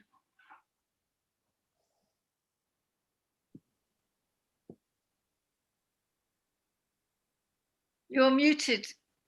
You're muted. We can't hear you. I can't get this right, can I, Tamara? Sorry. Thank you very much for that speech, and your guidance is most valuable, and I hope we'll take, us and everybody else will take note. Especially, I know you few times you mentioned it to me about the death certificates, and I think we'll have to work harder to obtain or find, unearth all those things if they exist. Thank you very much indeed. Now, our next speaker is another old friend of ours. He's not old, but he's been a friend to us for a long time. Journalist and political analyst, Mr. Neil Watson. And he asked me to promise not to call him Dr. Watson. Mr. Neil Watson, please. Well, thank you very much, Dr. Aslar, and thank you for inviting me to speak on this very, very sad occasion. So, of course, we've come together today to actually remember the 613 civilians who were killed in the KHOJALY genocide or massacre, whatever we decide to call it, which was the worst single atrocity of the Armenian-Azerbaijani conflict. And has been said several times tonight, Serge Sargsyan has actually admitted that this was undertaken to subdue the will of the Azerbaijani population. So not just against those in KHOJALY, but also when the Armenians stormed into other territories, that the local population would not repel them. Now, this was a war crime of the highest magnitude. It was ethnic cleansing. And I think we can see parallels here with what happened when the Nazis went into various parts of Europe during the Second World War, or the Great Patriotic War, as it's known in the Soviet Union. And they would actually take some of the villagers and they would hang them in the town square. It's an attempt to break the will, the resolve of the population to actually repel those who are trying to take their land. But unlike after World War II, the Germans actually realized that they'd made a very serious error here. And they have spent the last 75, 80 years actually saying sorry, apologizing for what went before. They've absolutely refuted Nazi ideology, and those who perpetuated the war crimes during that time have actually been brought to account for what they did. And even this week we saw a centenarian, a 100-year-old man, who actually has been being forced to actually face a tribunal. But the Armenians are not like that. They actually elevated the people who actually organized the KHOJALY massacre and other atrocities to the highest levels. And they, as we all know, Serge Sargsyan became the president of the country for many years. And the kind of approach, the kind of attitude that they demonstrated at that time has continued to this day. And we saw that last year when the Armenians bombed civilian towns, which were far, far away from the border and the contact line between Azerbaijan and the occupied territories. But this time, of course, Armenia came unstuck. It didn't receive the support from Russia that it expected. Obviously, when it was the first conflict, it received support from the Soviet Union and the Red Army. So we've actually regained the territories, which is wonderful. But there's still an awful lot of work to do. First of all, in my view, definitely the people who perpetuated this war crime, organized it, they need to be brought to account whilst they're still alive, whilst they're still old enough to actually go to jail and live the rest of their life in the jail, because that's where they belong. There also needs to be an independent analysis of actually what happened here, so that it can never be allowed to actually happen again. And finally, of course, although the final status of Nagorno-Karabakh itself has to be decided, there is no doubt that it's actually very much Azerbaijani territory, and that the peace treaty says that Azerbaijanis will be allowed to return home. And it's only by Azerbaijanis and Armenians living together again that we will actually get some reconciliation going on between the communities. And hopefully that will also bring with it some regime change, where we actually get leaders of Armenia who do not have this expansionist, arch-nationalist approach to life, that they will actually realize that there are many more things to gain from actually living in peace with their neighbors and actually entering into being part of the world of nations, where we all accept each other regardless of our creed and color. So thank you very much for giving me a chance to make these comments. Thank you, Neil. That's a great speech. Now we come to the last but not least, our dear friend Farida Panakova. With her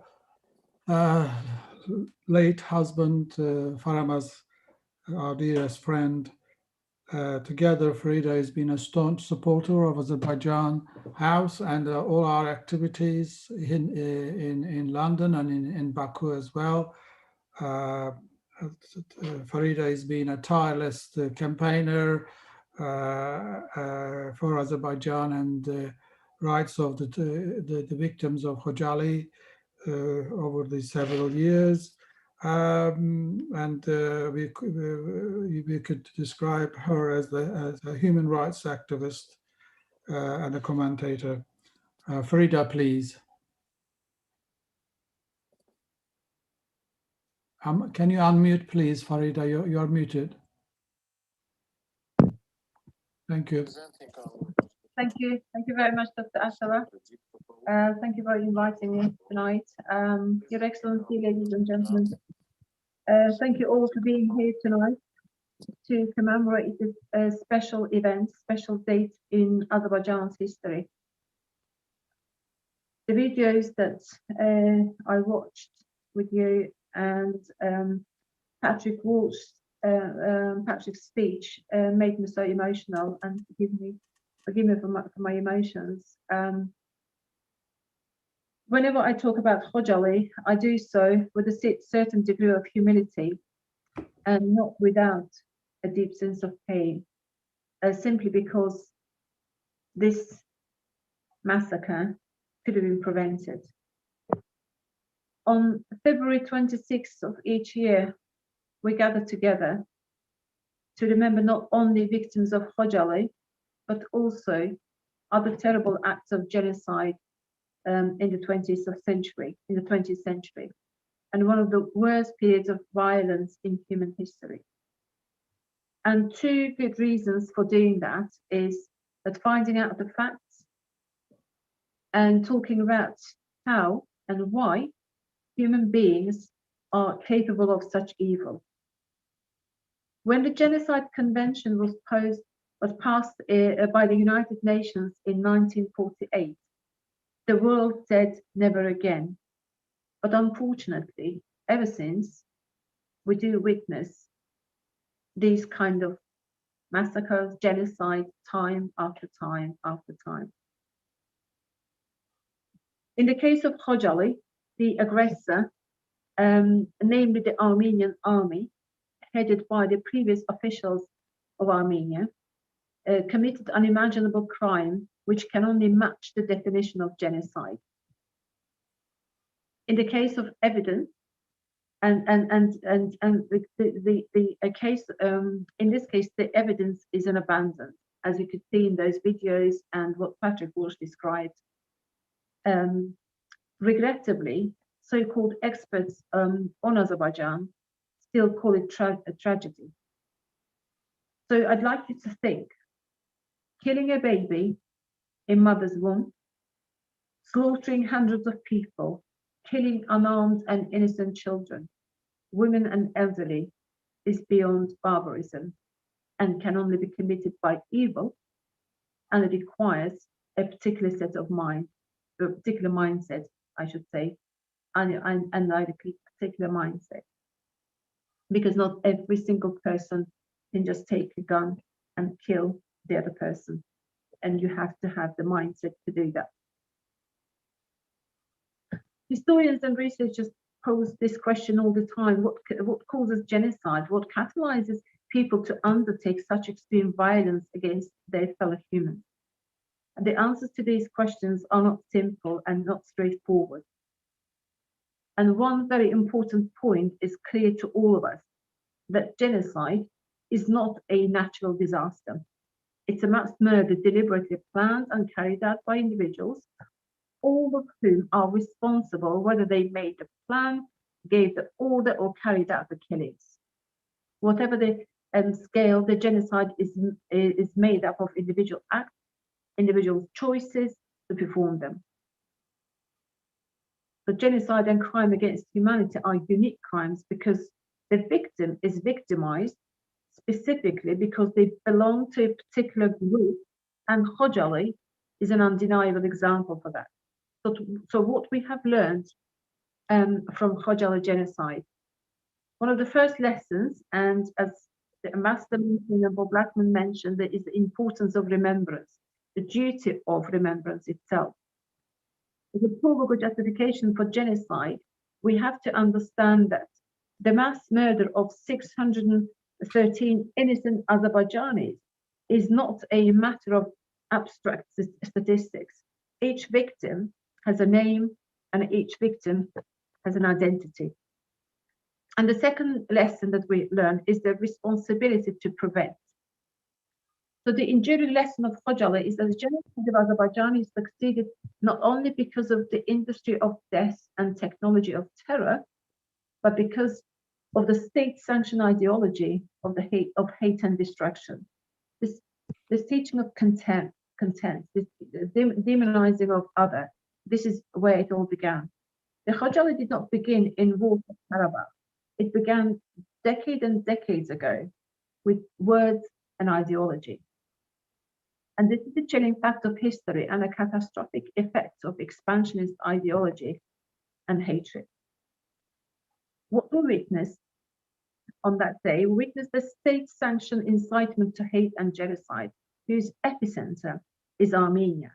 And let there be no mistake about it, Armenia has committed the crime of incitement to genocide, prohibited under the Genocide Convention. Yet no one state party to the Genocide Convention has undertaken its mandated legal obligation to hold Armenia to account.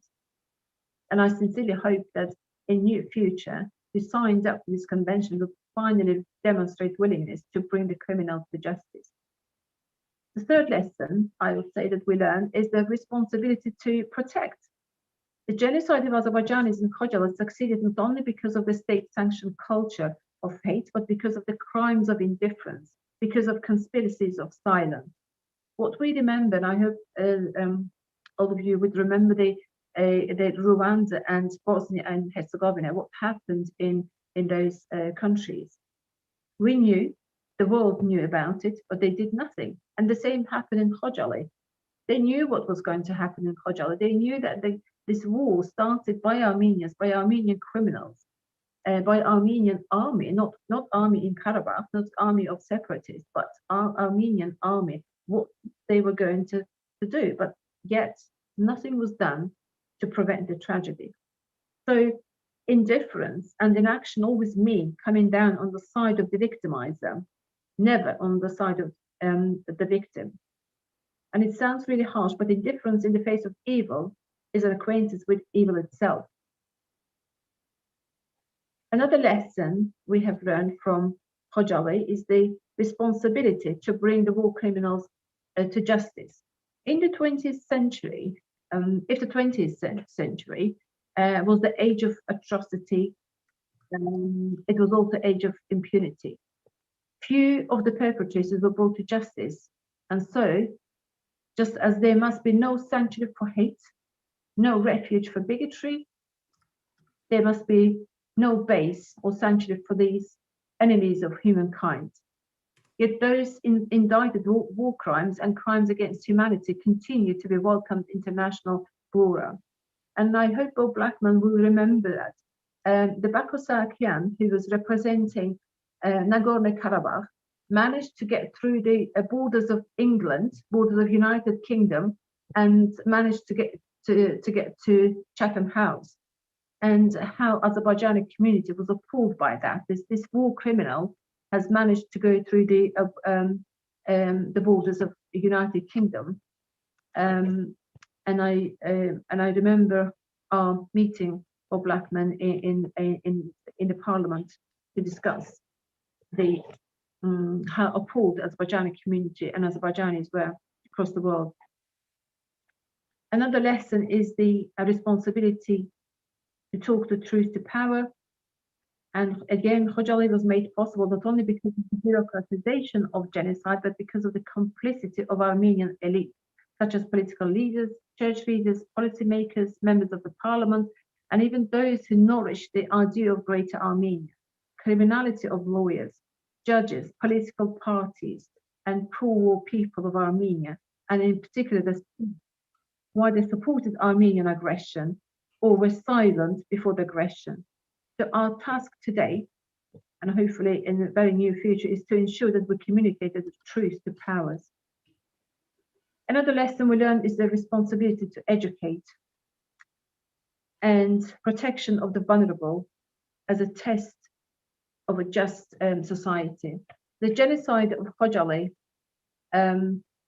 people occurred not only because of the vulnerability of powerless, but also the powerlessness of the vulnerable. So it is our responsibility as a citizens of Azerbaijan to give voice to the voiceless as we seek to empower the powerless. And what I mean is the 613 people who perished. I know that we don't have much time today, so what I would like to say finally is that may the 26th of February be not only the act of remembrance, which it is, but let it be the remembrance to act, which it must be. Thank you very much. Thank you very much, Farida, in-depth analysis of this situation. Now, I have noticed that one of our guests is Durdane Hanım, who had spent 8 days in Armenian dungeon. I just wonder whether Durdane Hanım would like to say a few words. If so, can you unmute your microphone, please, Durdane?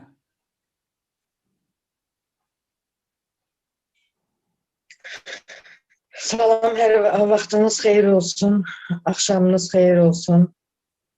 Amin. Buyurun. Axşamınız xeyir olsun, tədbir iştirakçılarının hər birini salamlayıram. Çox təşəkkür edirəm mənə söz verdiyiniz üçün, çox sağ olun. Və bugün bütün xocalılara və mənə eləcə də mənim dərdimə şərik olub, məni bu tədbirə dəvət etdiyiniz üçün minnətdaram. Bugün xocalıların yanında, yəni sizlər varsınızsa, sizlər bizə təsəlli verirsinizsə, mən hər birinizə təşəkkür edirəm. Mən Xocalı sakiniyəm. Bilirsiniz, azdan çoxdan keçən dəfə də mən tədbirdə iştirak etdim, söz verdiniz, danışdım. Mən Xocalıda doğulmuşam, boya başa çatmışam. Xocalıda danışıq məntəqəsində telefonistka kimi çalışmışam. Və az da olsa Xocalı faciəsinə qədər öz millətimə, öz torpağıma xidmət etmişəm. Mən dahi komandirlər olan Əli Faciyevlə, Tofiq Hüseynovla, Agil Quliyevlə, bu 3 komandirlə bir yerdə çalışmışıq. Gecə gündüz rabitədə işləmişəm və hərbiçilərdə dəstək olmuşam, hərbiçilərlə əlaqədə olmuşuq və Xocalıya xidmət etmişəm və bununla da qürur duyuram. Mən Xocalı faciəsinə qədər çox nə olubsa onları çox danışmaq istəyərəm, amma burada vaxt qıtlığı var. Sadəcə Xocalı faciəsindən danışacağım sizə. Hər birimiz bilirik ki, erməni və keçmiş Rus ordusunun 366-cı alayı Xocalını 4 bir tərəfdən mühasirəyə aldı və 25-dən 26-sında keçən gecə Xocalını böyük zirehli texnikadan ateşə tutub və Xocalını işğal etdilər. Bu da ondan irəli gəldi ki, həmin vaxtlar Xocalının texnikası yox idi. 5 kişiyə bir dənə silah düşürdü və Xocalıya dəstək olan yox idi. Bəlkə də ola bilərdi, ancaq Xocalı blokadadaydı, yolları bağlı idi. Və biz həmin gecə məcbur olduq, Xocalını tərk elədik. Xocalını tərk elədik. Xocalı od tutub yanırdı. Biz heç Xocalıdan çıxmaq fikrimiz yox idi. Artıq hava limanı, aeroport alındıqdan sonra Xocalılar məcbur olub Xocalını tərk etdilər.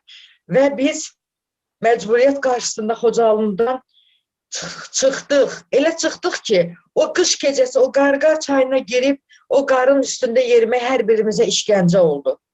Və elə çıxdıq ki, ölümə bərabər yol irəlilədik. Xocalılar bir kərvan kimi Kətik meşəsinə üst tutub Ağdam istiqamətinə irəliləməyə başladıq. Və erməni burada da bizə imkan vermədi. Erməni və Rus birləşmələri Xocalı dinc əhalisinin qarşısını kəsərək həmin 26-sı səhər saat 7 radələrində dinc əhalinin qarşısını kəsərək soyqırım törətdi. Və o soyqırım törətdikdə Xocalıların içində 3-5 yaşında, 10 yaşında uşaqların olması, hamilə qadınların olması, yaralı, xəstələr, yaşlı qadınlar, kişilərin olması böyük bir faciə idi orada. Sanki, necə deyim, əli silahsız körpəni tutasan, silahın qabağına ateş açasan, necə olar? Və biz də o günləri yaşadıq və erməni amansızcasına, amansız rəhm etmədən, nə uşağına, nə qadınına rəhm etmədən gözünü yumaraq Xocalıları ateşə tutdu. Və orada yüzlərlə biz şəhid verdik, 600 şəhid verdik biz orada. Və mindən çox insanımız ermənilərə əsir düşdü. Erməni terroristləri əsir götürdüyü insanlara və eyni zamanda güllələyib öldürdüyü insanlara da başqa cürə işgəncə verdi. Terrorçu hərəkəti ermənidədir. Ermənilər terroristdir. Onlar bizim şəhid olmuş insanların dərislərini soydular başlarından. Boğazlarını kəsdilər, başlarını kəsdilər, bədənlərini doğradılar. Qadınların sinələrini doğradılar, kəsdilər. Bax, bu hərəkəti ancaq vəhşilərdən görmək olar. Ermənilərdən və terrorçulardan görmək olar. Ermənilər vəhşi bir quduz heyvana döndü, o gecə Xocalıların qanını qəltan elətdi. Və mən ayağımdan güllə yarası alaraq əsir düşdüm. Əsir düşdüyüm 8 gün müddətində qardaşım da məndən əsir götürüldü və qadınlarla kişiləri ayırdılar. Bir sutkadan sonra ermənilər o qədər aciz millətdir ki, millət deyirlər, onlar həşəratdılar. Və erməni məcbur oldu salyarka, benzin, sigaret, çörəyə görə bizim qadınları verib onları aldı. Yəni sigaretə, çörəyə, yanacağa dəyişdi bizim qadınlar. Amma mən çıxmadım. Mən qardaşıma görə orada 8 gün qaldım və heç hətta orada məni hərbiçi bildilər, voyeni svěziska deyirdilər mənə. Ona görə də dəyişmirdilər və nəhayət ki mən qardaşımı oradan sağ qalmağını bildim. Və mən o 8 gündə nələr gördüm, nələr yaşadım, öldüm, ölümdən döndüm. Soyuq suda saxlanıldım. Hər gün 4, 5, 10 dəfə bəlkə də döyülürdüm. Hər gün 5 nəfər, 3 nəfər, 2 nəfər, 10, nə bilim, girib döyürdülər, vururdular. Buz kimi suda saxladılar. Məni döydülər, huşumu itirdim. Çöldə zibilliklərin üstünə atdılar. Bir neçə saat şaxtada qaldım. Hətta bütün vücudum donmuşdu. Mən bunu keçən dəfə də danışdım burada. Və öyle bir işgəncələr çəkdim ki, və mən öz evimizin həyətində, öz olduğum evin həyətində aparıb döydülər məni. Və o işgəncə mənə hər birindən daha betər oldu. Yəni, həm mənəvi, həm fiziki işgəncə gördüm mən orada. Çox işgəncələr gördü Xocalı. Xocalı əhalisi öldü, dirildi. Xocalı əhalisi bugünə qədər, ona qədər Xocalılara dəyən yara hələ sağalmayıb. Bugün 29 il ötür. Ancaq mən elə bilirəm, dünən təkrarlanır. Dünən olub bu hadisə. Mənim üçün yaddaşım hər gün təkrar yenilənir. Amma yenə də Xocalı haqqında çox danışmalıyıq, təbliğ etməliyik, maariflənməlidir bizim indiki gənclərimiz ki, düşmənimizi unutmayaq. Düşmən mənə çox dağ çəkdi. Bir söz deyəcəm. Gəncliyimi, cavanlığımı, arzularımı, sağlamlığımı məndə məhv elədi düşmən. Mən 8 gün əzab çəkdim. Onların milli qəhrəmanı olan Montemelkanyanın dəfələrlə o döyülmələrinə, o fiziki işgəncəsinə məruz qalmışam. Mən qadınam. Mən bugün Azərbaycan qadınıyam. Bugün mən ətraflı hər şeyi utanıram danışmağa, deməyə. O mənim üçün çox utancdır. Amma bugün deyə bilirəm ki, erməni vəhşidir. Erməni bizi vəhşicəsinə qətl elədi. Erməni vəhşicəsinə bizə işgəncə verdi. Erməni vəhşicəsinə uşağım demədi, qadın demədi, bizi soyqırıma məruz qoydu. Və mən dediyim kimi, erməni terrorçuları Xocalını bir nöqtə idi ki, onu götürdülər ki, onlar bütün Qarabağı işğal etdilər. Xocalıdan sonra bütün Qarabağ. Amma bu günlərim Azərbaycanda 44 günlük müharibədən sonra böyük bir bayram oldu. Biz qalib gəldik. Düzdür, müharibədir. Müharibədə itkin də olur. İtkisiz müharibə olmaz.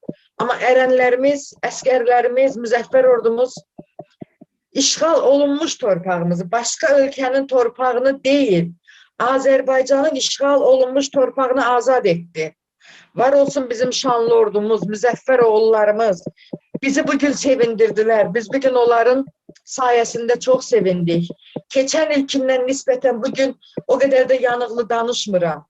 O qədər də Xocalılar yanıqlı danışmır. Çünki torpaqlarımızın azad olunması bizi sevindirdi. Bugün möhtərəm prezidentimiz İlham Əliyev cənabları söz verdi. Və dedi ki, zaman lazımdır, Xocalımıza da dönəcəyik. Xocalımıza da qayıdacağıq. Biz möhtərəm prezidentimizə inanırıq və inanmışıq da, inanacağıq da. Biz həmrəy olub prezidentimizin arxasında həmişə dayanmışıq və dayanacağıq da, dəstək də olacağıq bir vətəndaş olaraq. Mən buradan müzəffər ordumuza Allah əskərimizi qorusun deyirəm. Allah ölkəmizi qorusun deyirəm. Xocalı bir faciə yaşadı. Xocalı bir soyqırım yaşadı. Allah bir də belə bir müsibəti vətənimizə, millətimizə göstərməsin. Mən buradan bütün dünyaya sülh arzulayıram. Bir Azərbaycan qadını olaraq, bir ana olaraq bütün dünya ölkələrinə sülh arzulayıram, əminanlıq arzulayıram. Heç bir ana övlad həsrəti, yəni övlad cəsədi, şəhid timsal mənasında qarşılamasın. Heç bir ana ağlamasın deyirəm. Allah dünyamıza əminamanlıq gətirsin, sülh gətirsin. Bugündən sonra analarımız ağlamasın, qadınlarımız dul qalmasın, ərsiz qalmasın, evlatlarımız yetim qalmasın, atasız böyüməsin. İnşallah gələn il, bugünkü günü biz sizi Xocalıda şəhidlərin ruhuna xatir qoyulan abidədə, ucalan abidədən salamlayaq. Orada şəhidlərimizi inşallah Xocalıda anaq şəhidlərimizi, Xocalıda şəhidlərimizin adına necə deyim, güllər, çiçəklərlə bəzəyək onların məzarlarını. Mən inanıram ki, dövlətimiz və dövlət başçımız gələn il bu vaxt Xocalıda olub və Xocalı abidəsinə, burada Bakıda olan Ana Harayı abidəsi kimi orada gedib ziyarət eləyəcək və hər birinizi inşallah orada salamlayaq, orada gözləyək, Xocalıda görüşmək ümidi ilə. Allah bir də millətimizi ağlatmasın. Hər birinizə can sağlığı arzulayıram. Sağ olun, söz verdiğiniz için. Sağ olasın Dürdane Hanım. Çok teşekkür ederim. Bizi çok kövrelttin. I just want to very briefly translate some of her words to English because I apologize. It was an unexpected entry of Dürdane Hanım because we didn't know she was going to join us today, so we didn't prepare a translation service. Anyhow, the summary of that is that she's an extremely courageous and shown extreme humility and has been able to speak about the unspeakable experience she had in the hands of the Armenians for 8 days. I mean, she can, I hope I'm right, but I think she was only 10 years old when she was captured in KHOJALY and then totally abused for 8 days, constantly being beaten up, given cold showers and the things that, other things that she's unable or unwilling to speak about. And also it's a very important information that she was abused by infamous top terrorist, top criminal Melton Malkonian. Anyway, in spite of all this, she, with the humility, she's still longing for peace. And also the last thing she mentioned is that she's praising the President Ilham Aliyev and is trusting in his last statements, which everyone is hoping that in time, given time, KHOJALY will be liberated as well. And her greatest desire is to meet in KHOJALY next year's anniversary And thank you again, Dürdane Hanım. Thank you very much, Dürdane. Sağ olasın Dürdane. Çok teşekkür ederiz. İştirakine göre. Sağ ol, var ol. Bizi çok Ben size teşekkür ederim. Ve benim bir arzum var ki, ben Ermeni zindanında 8 gün kitabı yazdım. Öz hayatımı əsirlikdə keçirtdiyim o hayatı bir kitaba sığdırdım, yazdım. Ve arzum budur ki, o kitabı bütün xarici dövlətlərdə yayımlayım, təbliğatını davam ettirim ve sizlerin dəstəyini İnşallah göreceğim ve davet alacağım inşallah xarici dövlətlərə ve İngiliz dilində tərcümə olunan o kitabımı mən istəyirəm bütün xarici dövlətlərdə mən yayımlayım ve sizlere təqdim edim. Çok sağ olun davetiniz için de söz verdiğiniz için. Ben de teşekkür ederim. Dürdane has written a book. It's called 8 Days in Armenian Dungeon. I'm sorry about that. I can only show you this way. And if anyone is interested, we can get in touch with us and we'll give them the full name and ISBN of the book. Thank you again. Sağ ol, var ol. Teşekkür ederiz. Allah razı olsun. Bize katıldın. Bize bu güzel iştirakını eyledin. Now, we come to the end. In fact, we're half an hour over that the limit of the time we allowed to us. It's 2.5 hours. But if anyone wants to ask any particular questions, we'll take some questions. Please unmute your microphone and raise your hand. Ekin Muallim has his hand up, waiting to ask a question. Okay. Ekin Muallim, buyurun. Yes, actually, I don't have a question. Just a short remark to what Dr. Tamar Dargat has said. Yes, I am aware of the allegations from the Armenian side that the killings in KHOJALY were a result of crossfire, as they call it. Some Armenians even claim that victims of KHOJALY were killed by friendly fire opened by Azerbaijani soldiers. Well, we all know that civilians do suffer in all wars. And there is even a term for that, collateral damage, used both by lawyers and military. But that is only applicable when civilians happen to be in the active war zone and the place which is attacked has a military significance. And in other words, is a legitimate military target. KHOJALY town was not a legitimate military target. And in fact, there seems to be a pattern from the Armenian side because they attacked Ganja, Barda, Tartar, and other cities, densely populated areas with no military military gain at all. That itself signifies the criminal intent. It doesn't really matter how the killings were conducted and who were the victims. The poor people, wealthy people. The law is blind on that. You can kill thousands of people by simply pushing a button, or you can kill hundreds of people one by one.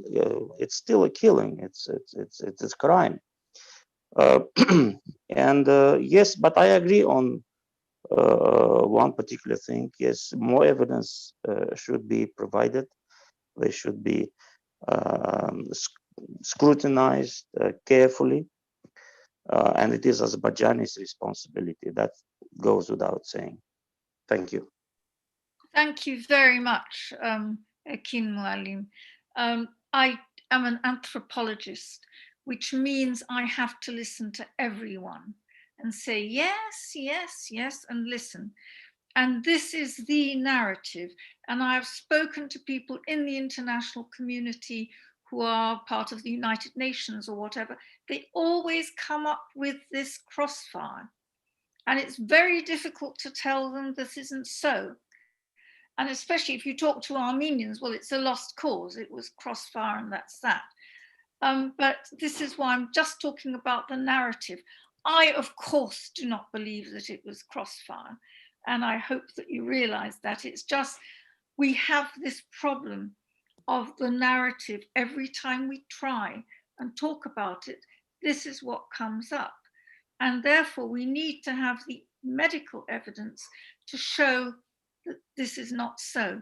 Because saying things, even with the witness of Dudana Hanum, even that is not going to count. You are a lawyer and I am not, but this is the problem. We have to have different evidence. And I'm very grateful that you even listened to what I was saying. Thank you very much. Can I add just one point to this discussion? Yes, please Yes? do. Yeah, well, thank you again to Ms. Tamara Dragadze. But you've been speaking about truth, but the truth is, I think it's quite clear here. If the president of Armenia, former president, confessed it itself and described it, and perpetrators of the crime speak about the details of what they did, actually, I don't really have something to discuss here. If again, the former president of Armenia, Serge Sarkisyan, himself confesses that, I think for me, it's quite obvious and clear. Thank you. I quite agree. We have to find a way of convincing the international community who listen to everybody. That is what I'm trying to say. I believe the truth is your truth, is the truth. But we have to find a way of convincing the powerful international community. That's all. May I, Dr. Atalar, please? May I? Very little, Tamara, that you said they talk about the crossfire, but I've been following some of the Armenian diaspora people on the Twitter and Facebook, and they're absolutely convinced it wasn't a crossfire, but it was engineered by the Azerbaijani side, which is, a few times I've tried to reason with them, and there is no budging that it was engineered, it was perpetuated by the Azerbaijani military in order to cause trouble. I mean, that is just beyond belief that grown-up man, mostly educated, could believe such a stupidity. Anyway, anyone else wants to? Dr. Atalar, may I? Yes, sir. Please do. Thank you. Tamara Hanum, we are coming back to a subject which we discussed more than once. The issue here is, there were indeed some statements and some allegations, also on Azerbaijani side, but you know by whom the allegations were made, under what context they were made, and what was the reason for that. There was internal political struggle inside Azerbaijan. We discussed that on many occasions. You, being an anthropologist, are very well aware on even the executionary traditions and customs. What was the variety, what was the difference, mostly difference, between the Eastern countries and countries of the medieval civilized Europe. It is that in medieval civilized Europe, a slow and painful execution was being continued even after the proposed person's death. In the Eastern countries, it was not like that. The moment the presumed criminal was dead, nobody was touching his body further, even if the sentence was not carried out fully. Exactly the same thing here. Some people say that it were Azerbaijanis who have shot, killed, and mutilated the bodies of their own compatriots. Take a look at what happened there. All right, we are talking about it from various points of view. We're trying to discuss all sorts of allegations. But take a look at the mutilation. Take a look at people who have bear no firearm wounds on their bodies. Those who were cut or stabbed. This is close distance combat or close distance execution. Summarily, that's another thing. Plus, if it is a claim on the Armenian side, that it was some other perpetrator, not the Armenian government, not the Armenian military and paramilitary who did this. Well, of course, then what we have here is a denial of responsibility. And unfortunately, it is exactly this denial of responsibility that makes what you talked about, which I wholeheartedly support, just the way my government does, just the way my president does, the idea of future cooperation, that's what makes it impossible. Denial of responsibility for the wrongs done in the past and denial of their share of responsibility in the prosperity to be achieved. Thank you. Okay, thank you very much. Anybody else wants to ask questions or say words? Please unmute yourselves. And Mr. Garnett, thank you for joining. Yes. Where would I be able to get Mrs. Agaeva's book, the dungeon one? Yes, as I said, I can message you or email you the full particulars of that book. It's on the Amazon. You can buy it, you know, freely. So I'll let you know. I'll let you know. Yes. Thanks. Any other person that wants to please unmute yourself? Shafiqa? Yes, good evening, everyone. I'm sure that everybody already talked about everything. And it's 20, even if 29 years pass, it's like we digged our own, like a wonder, and it's still bleeding, you know, every year is passed, but when it's time, when it's a date, and we're living in that pain again, really. The thanks to everyone. You said good enough. You bring the history back again. Is what the Armenian did, what happened in the genocide, and it wouldn't be fair enough if the KHOJALY citizens wouldn't be here. Yes, the Durdana, she is emotionally and physically lived this tragedy. Really, that's why it's so painful, and my heart is breaking every time when I listen to her. Really, because we're very close with her. And I think somebody asked about her book. It's already translated in English language as well. It's the 8 days in Armenian capacity. They can buy, they can find in, or just they leave the address with you. She can send it to, she can just post it. My question is into our own MPs, from Azerbaijan. That's why I will just the question in Azeri languages, it will be better. If they have got an answer, of course, I'll be appreciated, because of this is my worry, and I'm from Karabakh as well. It's my motherland, which is called the Stepanaket, is the Khankande. I left Kalbajar when I was only 9, and it wasn't that like the fire fight there. It's like it's my motherland. We left there while we was like a hand and I physically fight it, and we just left everything. We left there, and it's so painful, you know. Even if I left there without losing any of my parents or relatives, but it's painful who really lost their families there. It's so painful, you know. You have to live this situation. You have to sometimes put yourself in the position where they are. Most of them is they lost their both of the parents. Everything, it's just like you have to feel that pain yourself. And my main worry, that is if our Azeri MPs, if you can please give me that answer.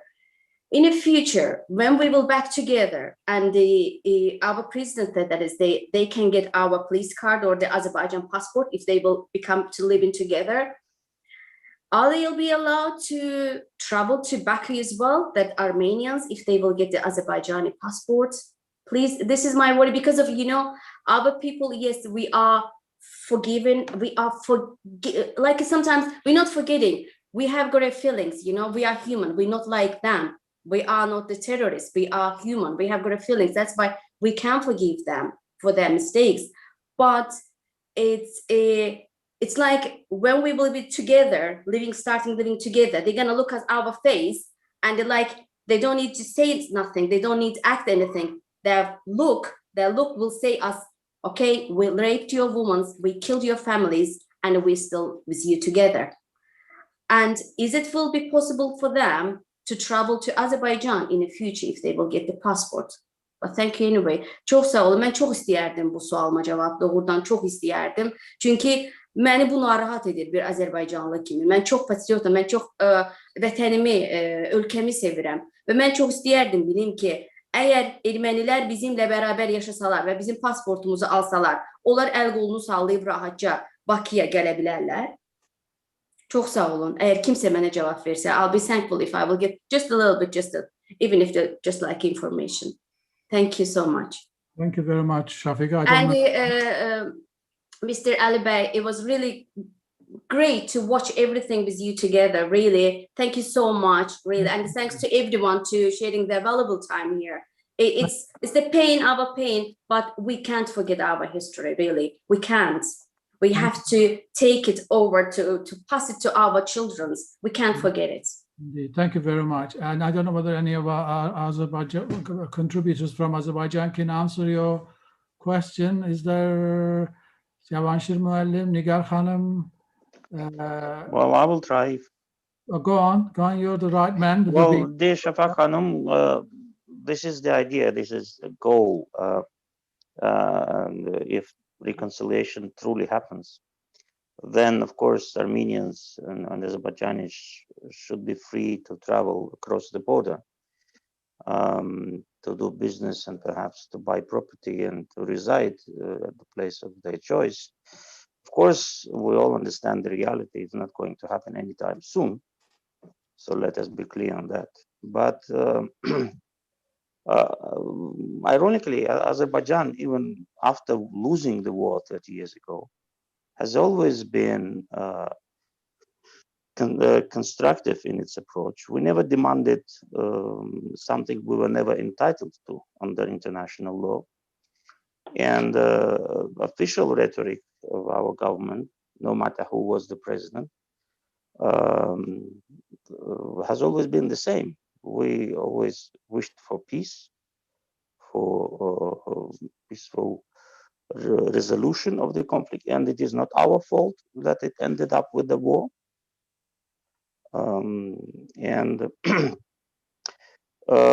We has always been in favor of opening the borders and starting the cross-border trade, investments going across the borders, because this is beneficial for the entire region. And Azerbaijan is potentially capable of investing hugely in Armenia, just as Azerbaijan does it in some other neighboring countries. Yes, it sounds like a wishful thinking, I understand. And it is a wishful thinking at this very moment. Thank you very much. But this is the only way of getting out of this situation, I believe. Nigar Hanım, yes, anyway, just very quickly, I know that we are out of time. Shafiqa Hanım, thank you for your question.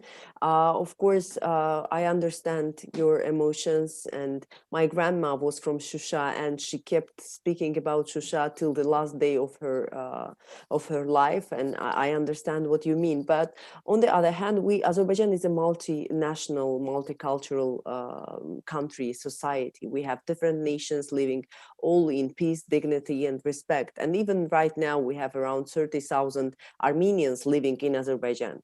On the contrary, Armenia is totally mono-ethnic country, which is very shameful achievement for them, I would say.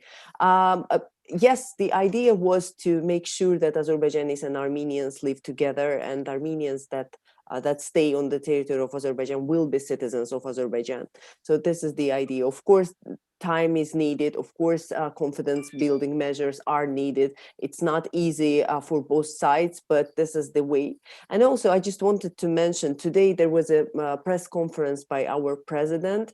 It was quite long and interesting, really interesting discussions for international media. And one of the journalists asking question, he said a phrase. He said that, Mr. President, I've been watching you during these war times, and you kept speaking to international media, and every time you have been speaking about peace for, I don't know, 20 something times. He was counting that, how many times our president was calling to peace, and not a single time Armenian side came out saying that we are ready for peace.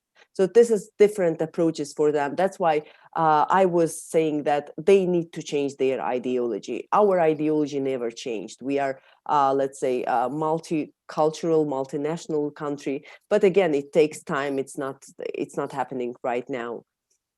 Thank you, Nigar. And very little that I'm afraid the Armenian society is shackled, imprisoned by the diaspora's fairy tale, greater Armenia, the ideology, and because they depend heavily economically on the diaspora's contribution to their economy, until they become realists.